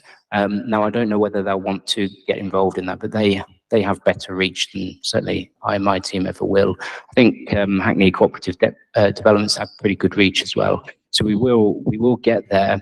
We've got a couple of other angles that we're just starting to investigate to inform this. So you'll have all seen the signs on takeaway and restaurant windows about food hygiene standards. So, you know, and lots of those are kind of community businesses. So I've been engaging with the service manager there on, you know, what does their list look like? Well, it's about 3,000 odd businesses. How many do they visit a year? Between 600 and 800. Depending on review, and we're going to collaborate on getting to those businesses through that process. So we're going to try and be as imaginative as possible in our outreach. I'm going to pause there. Can I bring in Sam, who I think will probably want to talk about the circular economy, and I thought maybe we'll hear from Councillor Coburn about engagement, and then possibly Ricardo a bit more about the skill stuff. Yeah. But let's do it in that order. So Sam, do you want to come in on the circular economy? Yeah, I think the question that wasn't picked up, and apologies, Michael, if you did cover this, but how measuring and aligning the sustainable procurement strategy with the climate action plan. For those of you that don't know, the sustainable procurement strategy is currently being updated, rewritten. There's not going to be an end date on it. I think the last one finished in 2022, but things are changing and everything. So that's currently out with consultation with officers over the summer, with a view to then updating that document and it going through the processes to get signed off. The head of procurement actually sits on the Environmental Sustainability Board, so has been involved in the development through the CAP process, and we've got procurement officers who sit on the Strategic Officers Climate Group, which is the level that sits below Environmental Sustainability Board. So we are aligned in that, and we'll be making comments back on the sustainable procurement strategy. And then, of course, we've got there's a manifesto commitment around circular economy strategy that we'll be developing, well, circular economy action plan, which will sit alongside the climate action plan. Initially, we've not actually started work on that yet. We're just recruiting to a couple of positions that are actually going to help drive that work forward. But it will be having stakeholder workshops across the council involving people as to what will actually be included, what the scope of that circular economy action plan will be, and obviously tying in heavily with the work that Michael's doing in economic development as well. I don't think there's any other questions left, but I'm happy if I have missed something. Thank you. Councillor Coburn.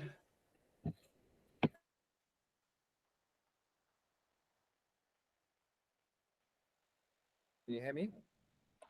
Very, very distantly. Can you speak up a bit? That's better. Is that better now? Yeah. Yeah, sorry, I think it was my my app setting. So I mean, yeah, I just wanted to pick up on a few points. So look, I think firstly with the climate action plan, so there's a couple of things. I think, you know, I don't want to sort of be at risk of repeating a lot of what we've talked about today so far and before, which is that the climate action plan is an overarching strategic framework for the whole council, and it's for every service area to really think through their carbon footprint in relation to sort of their delivery and obviously its output. But there's also the bit which is, you know, we're never going to be. You're on mute.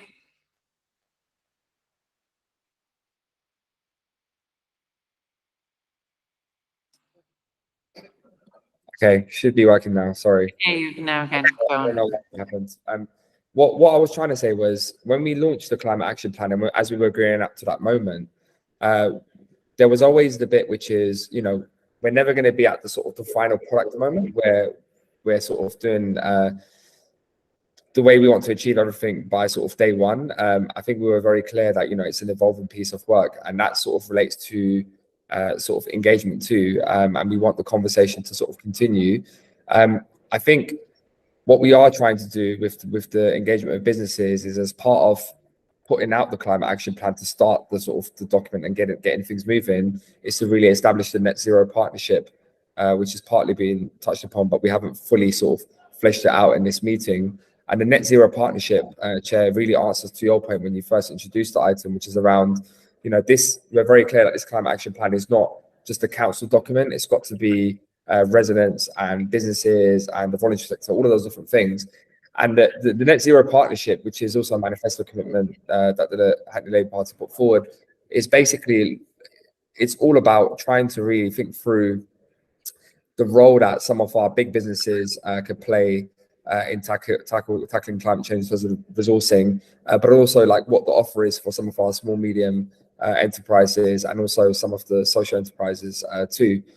So our aim is basically to sort of to launch the net zero partnership at some point this year, where we're able to sort of do that at a gathering with businesses to sort of start the nexus of building a community of businesses that engages with the council, using then that as a vehicle to then really start to shape a lot of what Michael's been talking about in terms of the, you know, the skills work. And, you know, it won't be obviously any new news to the story, to this commission that, and even from my time as being pre-chair to this commission, you know, there's always been more work that we could do with businesses to sort of engage around skills.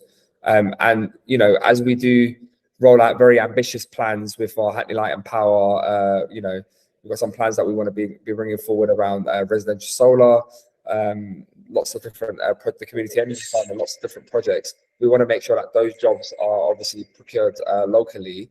But as obviously it's been alluded to before, partly the problem we have is we've got a serious issue around sort of capacity and the skill set in the borough. And that's not just unique to Hackney, by the way, that's also similar to other parts of London. So we want to do that. I do want to also answer the point about the low traffic neighbourhoods, Chair, as well, if I may. So just on that point. You're on mute again. I'm sure that's not deliberate. Go on. I have no idea why that is happening. It just all of a sudden does that. Sorry. So on the low traffic neighbourhoods, I know that we brought this up in the commission before, and we had a session actually about the impact of LTNs and whether we measured that. As I did say before, it's very difficult to sort of to quantify the impact of low traffic neighbourhoods on the economy, partly because there are so many other things happening in the world too. So for example, you know, we could sit here and sort of sing about, you know, data looking really good and saying that, you know, it's because, you know, because of the low traffic neighborhood. It could be actually because, you know, we came off a pandemic. We don't know. Like there are so many different factors. There are so many different factors that stop people from shopping out there locally, i.e., for example, the cost of living crisis. There's also a wider challenge around high streets, generally speaking, anyway, which has been an ongoing issue. So you take, like in my ward, for example, on Stoke Newington High Street, more than 50% of the businesses has changed since 2015. Doesn't have a low traffic neighborhood, but clearly demonstrates the problem that we have on our high streets and around sort of shops locally. So I think, you know, we're still continuing to explore what that looks like. And I think there's a London-wide conversation through London councils to explore that further. But as I've said before, you know, like most research shows and supports that moves to sort of pedestrianize streets tend to sort of increase footfall and tend to have a better impact for businesses. Having said that, some businesses will be better off, i.e., for example, like cafes and restaurants will benefit from that. There may be other types of businesses that may not benefit from that. But as I say, it's very difficult to quantify. But a key part of this conversation, going back to the engagement piece, is that we're able to effectively sort of listen and respond, and establishing, you know, business associations across the borough, making sure there's the right forum for us to be able to sort of collate that data and information and understand how we could deploy it. I think it's important. And again, that's the whole point of the climate action plan, which is basically if street scene is going into, let's say, Chatsworth, where we're consulting at the moment around a future low traffic neighborhood, it needs to really talk to the markets team. It needs to talk to the region team, and they all need to go in together and think about what that looks like. And that's what the climate action plan is now currently achieving in places like Chatsworth Road, where we are sort of consulting. So in short, in summary of, I guess what I'm trying to say, Chair, is and to the members, is that basically, you know, this is getting the climate action plan over the line was step one. And what we're looking from this scrutiny commission, and also moving forward, is we're looking for your input in terms of how we can beef it up, really moving forward in areas where we feel like there are gaps that we've. You've gone on mute again. Back again. Go on. Sorry, it's almost like someone's got access to my mic. Not suggesting anything, but it just seems to happen. Yeah, but that's sort of what I was just going to say, which is what we're looking for is your input in areas where we feel like we're lacking and we need to beef it up. Again, the net zero partnership is step one, and that will be, I'm not know if Matthew and Sam wants to come in on that point to talk about the net zero partnership, but that's an important step in terms of the engagement with businesses. And then we move forward from there. Thank you. Can I just follow up and just ask Councillor Nicholson a little bit, because you're the one who's got the responsibility at cabinet level about engaging with businesses generally. Obviously, Michael's explained that none of this is particularly surprising about the low understanding about this. Where do you see your role and the role of your team building on what Councillor Coburn has identified? Would you mind using your microphone? Thank you, Chair. Yeah, and also Michael was identifying through the presentation as well. I think it's very, very clear that there is a difference in vocabulary here and the language that's being used between one part of our community, a business community, and perhaps the narrative that we deploy around a net zero economy. There are also very clearly, as Michael was describing, a set of kind of criteria about prioritizing. The reason for change is clearly not quite as we believe it should be. We believe that it's about to a better net zero world. It's about transitioning to a circular economy and so on and so forth. Clearly, what is coming back is a narrative of profitability, about concerns around trading and conditions and the economy, concerns about supply chain, concerns about access to skills and so on and so forth, all of which I would say, Chair, are very, very real issues. And it's not because any one particular kind of individual or individual company or business out there in Hackney's great economy is sort of anti-net zero. That's not the case at all. But I think we just perhaps need to go away and reflect as an administration, as a council, and as officers, the nature of the communications that we deploy and mobilize to communicate with the community. I do think that the Shared Prosperity Fund, it would be nice if it was a more significant fund from government that was replacing things like the European Social Fund and the European Regional Development Funds that were. But nevertheless, it is something that we can play with as a council, that we can deploy and mobilize. And I think what has come back, and as Michael was describing through the presentation, what has come back from these various surveys, I would perhaps suggest it's not about LTNs. It's nothing to do with that, to be quite frank. It's actually to do with us deploying a narrative that is about transitioning. It is about renewable energy supplies and why that is not just better for the world and for the environment in which we're living and working in, but also it's cheaper. It provides you with more return, more profitability. That then can be deployed through a far closer working relationship with the council, for example, an investment back into a community, a circular economy, and so on and so forth. But equally, the other aspect of it that was in the presentation, it's improving the energy efficiency of the buildings and the equipment that local businesses are using. Now, clearly, as a council chair, we're not in a position to be able to deploy large amounts of capital investment, yes, into those properties that may be owned by the council, but not into third parties' properties or third party businesses' equipment, for example. But I think, as Michael was also pointing out, is that we can champion that, we can advocate for and on behalf of businesses.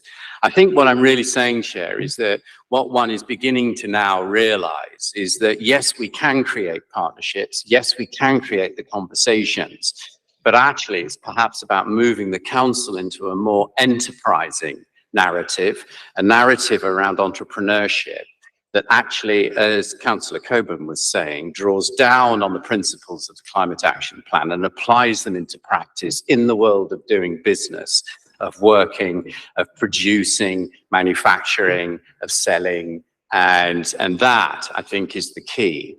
It is going to require, though, I would suggest, it's going to require a little bit of a step change, I think, in the communications narrative. And clearly there is a lot of work to do around business engagement and the narrative that we use to deploy all of this. Thank you. Can I just follow up on a question that came out from what Michael was saying about the huge number of sort of mini micro businesses who have no control over the premises in which they occupy. Do we have an understanding of the scale of that private ownership of real estate in Hackney, of which the businesses themselves and of course the council have no control, and what would therefore be needed in order to be able to really do that kind of transformational approach on the fabric of the buildings of Hackney? Yeah, thank you, Chair. I don't have those numbers, so I can't quantify that for you in terms of a metric. I mean, I'll go to Michael whether or not we have that information. But what I will perhaps just add to that question that you were just asking, Chair, is that actually what's coming forward through the planning system and through commercial developers developing workspaces in the borough are the net zero carbon buildings. And there are some extraordinary buildings that have come forward under that objective in, for example, Shoreditch, where we're talking about the use of laminated timber frame buildings. We're talking about a very, very, very low energy usage environment, working environments in both cold and hot weathers. And what is becoming abundantly clear is that there is an extraordinary appetite.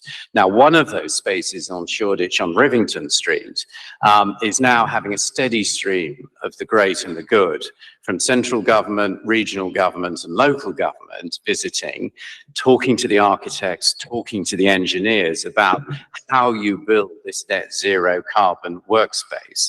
It's filled with people who are working in said micro businesses. And yes, there are floor spaces there that could accommodate a slightly larger, smaller business beyond 4 employees, for example.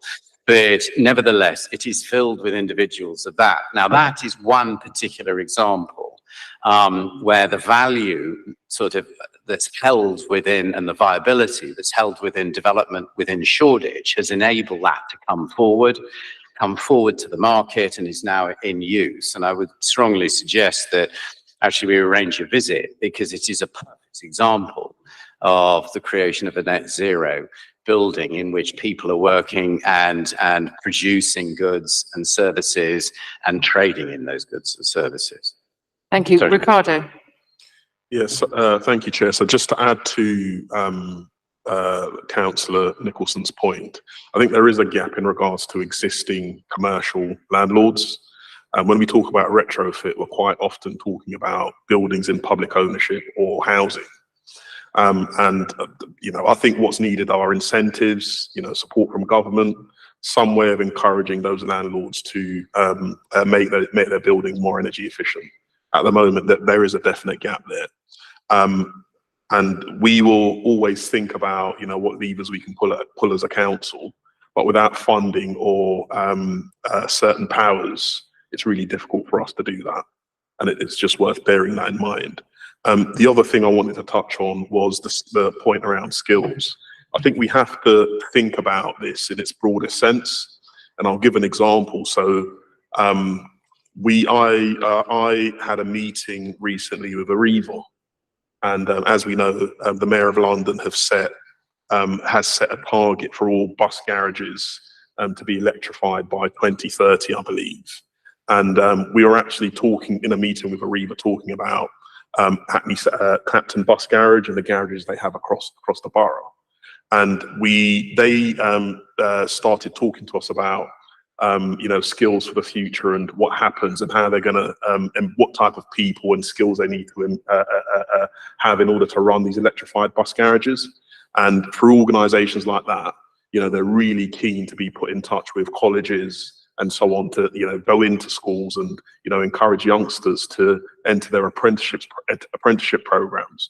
So while when we talk about skills, we look at the biggest and most impactful obvious things in front of us. What I'm trying to do in these discussions is to ensure that every meeting we have when we're engaging with businesses, particularly the larger ones and organisations who employ people in Hackney, that we are talking about skills and green jobs as part of those discussions. So we're making the appropriate links to our employment and skills teams and also business engagement team to make sure that we're maximising those opportunities. The only other thing I'd say on skills is, there is a manifesto commitment talking about coming back to housing, that we do not install gas boilers beyond a certain point. That's definitely something that we're thinking about how we can implement and deliver. But actually, there is a heavy reliance on what technologies are coming forward. And, it's not the sole reason, but I think one of the challenges we have is, there are so many new technologies on the market. And, we just need to think quite carefully about, what is feasible for us to take forward when we are, doing new developments or improving our existing stock going forward. And indeed how you'll finance it. Thank you very much. I noticed that Councillor Alistair Benny-Ludwig has joined us. As he's not a member of the Commission, I'm going to prioritise questions from the Commission before I go to Councillor Benny-Ludwig. Councillor Narcross. Yes, I had two questions. The first one was, obviously we talked about the lack of knowledge and awareness that a lot of businesses have about this work and kind of what support's available. I was just wondering, I guess sort of slightly at the other end of that spectrum, or kind of continuation of that spectrum, where you've got businesses who are kind of unlikely to engage with perhaps, the least environmentally friendly in the borough. Like what work's been done to kind of, either identify or reach out to those sort of higher polluting businesses who are the most unlikely to engage with any of this as it stands. And then my second question was, obviously, I guess you could call a lot of this sort of, this work is around kind of opportunities for businesses to engage in the sort of net zero agenda, sort of almost like carrot rather than stick. And I was just wondering what kind of thought has gone into kind of other ways to perhaps nudge businesses kind of in this, in that direction that maybe wouldn't before. And I'm just, things like, work-based parking levies and things like that to dissuade kind of bad practice, I guess. What work's been sort of thought around that? Any further questions from the Commission? Okay, can we hear from Michael?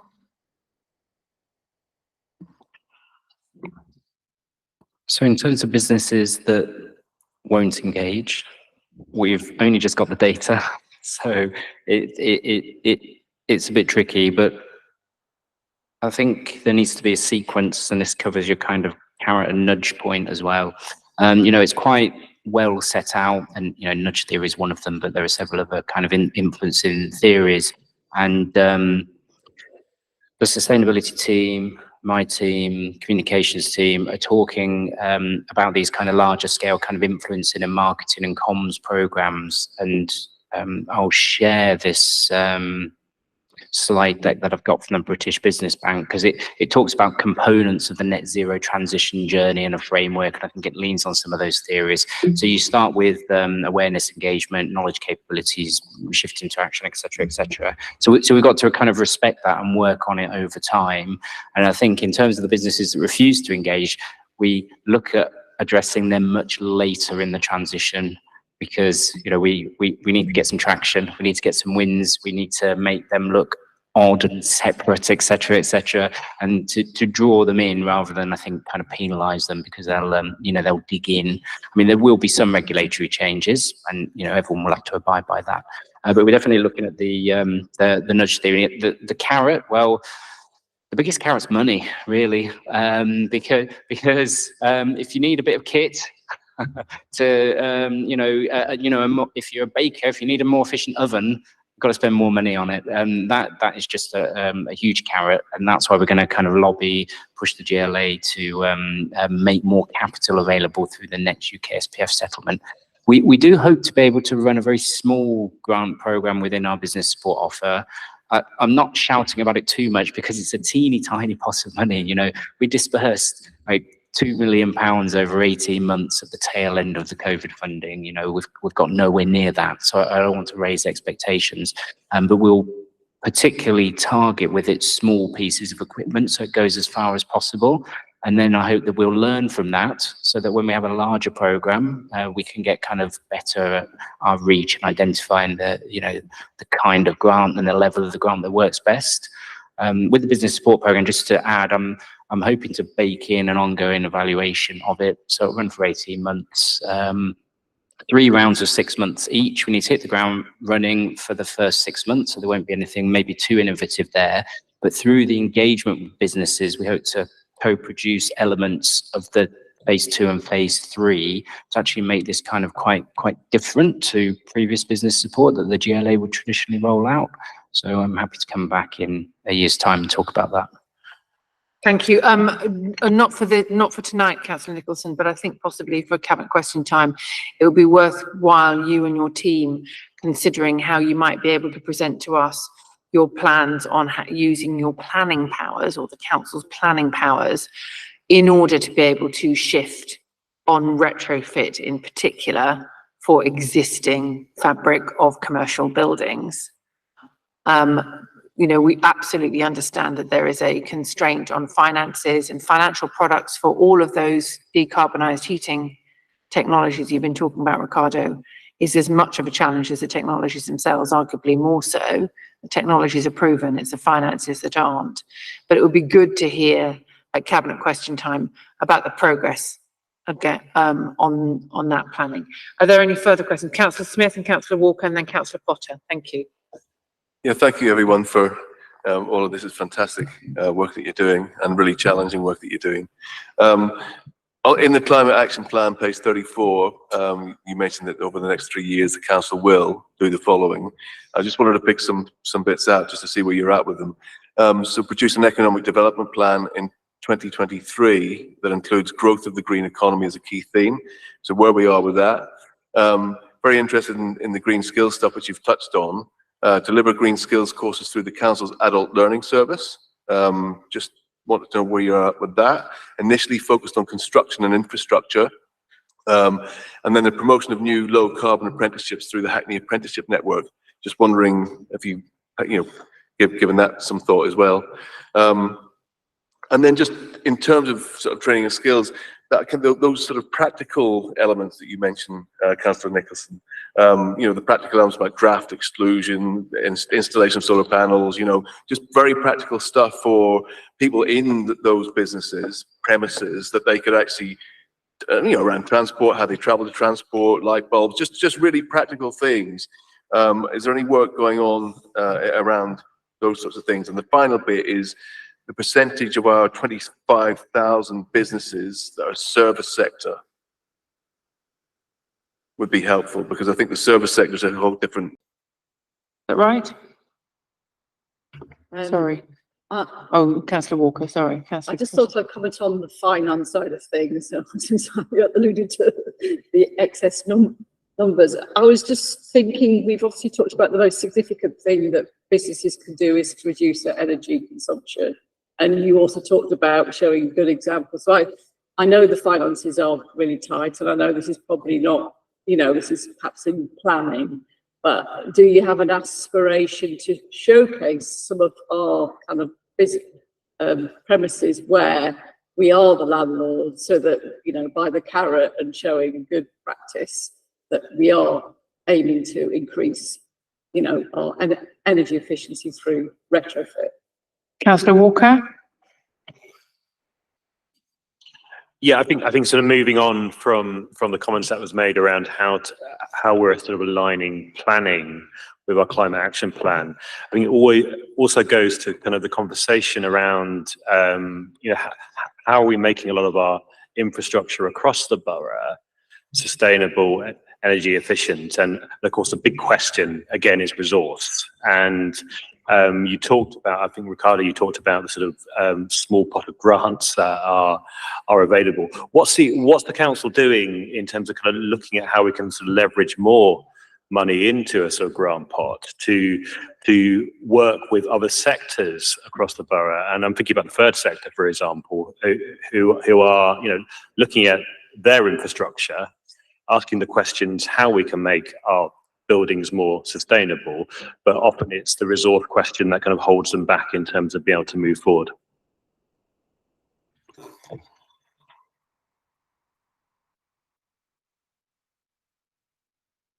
Go on, Ricardo. I'll give it a go. I'll start. Sam may want to come in. So I'll start with the last question first.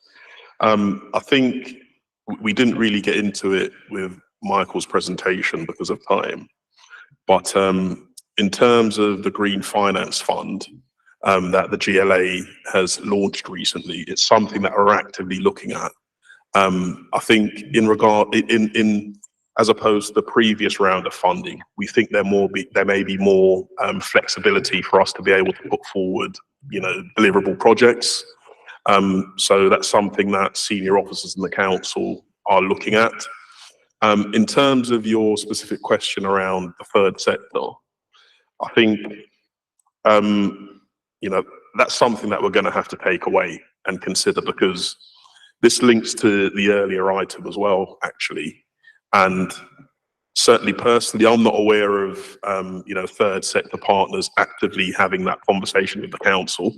And maybe we need to be more proactive in engaging them on that point. But I think they are genuinely more, not that, achieving net zero isn't a significant social outcome, but I think they're more focused on if there are opportunities, things like sustainable food. And there may be opportunities for us to align more closely, but in terms of retrofitting buildings and making buildings more efficient, as far as I'm aware, that isn't a conversation that third sector partners are having with us. But it's a good point and something that we'll take away. On the question about showcasing some of our buildings, again, where there are opportunities for us to do that, we certainly will. And it may be that we're able to access some of the Green Finance Fund to invest in some of our buildings, and then take that opportunity to showcase them. But yes, absolutely, that's something that we'll consider, because there is something here about, even though we've said that the climate action plan is not a council climate action plan, it's a climate action plan for the borough. It's still important that we seek to lead by example where possible. So, absolutely, that's something that we'll take away and consider. Thank you. Sam, you've got your hand raised. Yes, I can come in on the question about progress on some of the points that are raised on page 34 of the climate action plan. I won't read them all out, but just to note that the climate action plan was adopted in May. We've got the council's implementation, 3-year implementation plan, which is what those points, I believe, on page 34, without actually going to the specific page, refer to. it's the council's actions that we'll be doing against those, and that implementation plan will form part of the annual decarbonisation report, which is coming to full council on Monday evening. And we're just at the beginning stage of this. Some of these things will be business as usual, but some of these things have been put in the implementation plan over the next 3 years with a delivery timescale of either in year 1, year 2 or year 3, or running over those 3 years. So we can't necessarily give a progress update at the moment. We can, the first reporting period back for the implementation plan will be in July 2024. So it will cover the first year of the climate action plan, and then it will give us a bit of time following the end of the financial year to collate all the information that will come back to full council in July 2024. But we can certainly provide outside of this meeting if there is any particular progress, especially on the business as usual points in that question. Thank you. This, Matthew Carrington. Matthew. Just quickly on the point about showcasing, there's an action within the council implementation plan to develop a new award category in the Hackney Design Awards for sustainability. So that won't just be about the council's buildings, it's more likely to be about others, but that will be an opportunity to be able to take that forward in a more public way. I think that's probably it, because we're doing with time. So thank you very much, Matthew. I think it'll be important for those kind of categorizations. Oh, sorry, Matthew, Michael. So just to cover off, I think the remaining couple of questions. So economic development plan timescale. So we need some external support for that. The tender documentation is ready. Hope to publish that next week. What we've got to do is try to sequence it with some internal capacity building. So you'll remember maybe 3 or 4 cycles ago, I talked about theory of change and understanding impact better. So currently we're going through a process where key managers are kind of getting some support around that to help them to thinking, so that when we do the work on the economic development plan, it can be hopefully truly cross-cutting where it needs to be. So that's economic development plan. In terms of the numbers, they're not percentages, they're numbers. So food services, which is a combination of restaurants, cafes, takeaways, just over 1,000. There's probably some crossover with some of the arts, entertainment and recreation kind of businesses. That's about another 1,000. Interestingly, I'm not sure that those businesses are huge emitters. In the slide deck, there was some case studies from some other research, and the emissions seem to be driven by the numbers of staff and commuting, actually, which there's some complexities, and we won't go into it on scope 1, scope 2, scope 3 emissions, but once scope kind of 2 and 3 emissions are in play, your small community cafe probably compares pretty favorably to an office of quite a few people, and that might sound counterintuitive, so it's worth thinking about it in that way, I think. Thank you very much. I know we've run over quite considerably because it's been a very interesting item with a lot of content. Councillor Benny Lubbock, do you have a contribution? Yes, very quick. Thank you very much, Chair, and thank you for this report. It's very interesting. I just wanted to jump in, and you mentioned their scope 3 emissions, and following on from what Councillor Narcross said, the report said that 0.1% of large businesses, so not your SMEs, make up potentially about 47% of business-related carbon emissions. So I just want to make sure that the council has some focus on how to encourage those larger companies, although obviously they might not need as much direct help, but they have a much bigger footprint. And then also how we can make sure we think about how businesses are changing more broadly, so that those scope 3 emissions, how are we going to looking at along the value chain where those emissions are coming from, because obviously those are the much larger piece of that pie. And yeah, again, thinking about those larger businesses so we can make sure that the real polluters are paying. So, do you want to answer that? Since you have your hand up, unless it's an accident. Are you talking to me? Sorry, Councillor. Yes, please. Yes, it's not coming out with my microphone. I don't know why. But I think Councillor Benny Lubbock makes a good point about that with the larger businesses and the concentration of emissions. And I think that touches on the constitution of the Hackney Net Zero Partnership, that the reality is that should focus on the larger businesses and our relationships with them, because actually they can generally make the bigger progress. They should and generally do have sort of ESG processes in place. They're quite receptive to the messaging, and they're probably more on board with the idea of transition, to be honest, as part of their future business models, which is more challenging, I think, for smaller businesses. So I think that would get covered. I can't say it will cover everything that's been asked there, but I think the development work there needs to look at the bigger emitters and actually concentrate down on them in terms of our relationship with them and how we can lever them to move more quickly, as they should be able to. Thank you very much. I'm going to close that item there. We've run considerably over, but I think it was very valuable. Thank you very much, everybody who's contributed. Sam, Councillor Coburn, Councillor Nicholson, Matthew, Michael and Ricardo. It was extremely useful. I'm going to move on to item 6, which is the minutes of the previous meeting. The draft minutes of the meeting from the 25th of April were marked as to follow in the agenda. The minutes were circulated to members and have been tabled at the meeting tonight. Have members been able to read the minutes? Are they happy to agree them? Councillor Premaru. Just that my name is missing from the councillors in attendance. Oh, right. Okay. Well, we'll make an amendment to that. Thank you very much, everybody who's contributed to the items this evening. Right. Item 7, SEG's Scrutiny Commission Work Programme 2023 to 24. We're technically supposed to have 15 minutes, but we've run over quite a lot. The work programme development process for all overview and scrutiny commissions includes a public consultation. This is undertaken by the function at the beginning of the municipal year. The public consultation closed on the 22nd of June. The suggestions submitted by the public were collated into a report and have been included in the agenda. We received 92 responses to the consultation this year. The suggestions submitted are reported in the agenda, pages 63 to 82. All the suggestions received relating to the Skills Economy and Growth Commission have been collated into a list and summarised on pages 83 to 90 of the agenda. We're not going to make any decisions tonight, but if members have any final comments or suggestions for the shortlist before the work programme is drafted, please can we know about them now? The draft work programme for the Scrutiny Commission is outlined. This is a working document and regularly updated for each meeting. Following this meeting, the Vice Chair and I will review the shortlist of suggestions and make the final decision of the work programme. And the next meeting will be in October, later this year.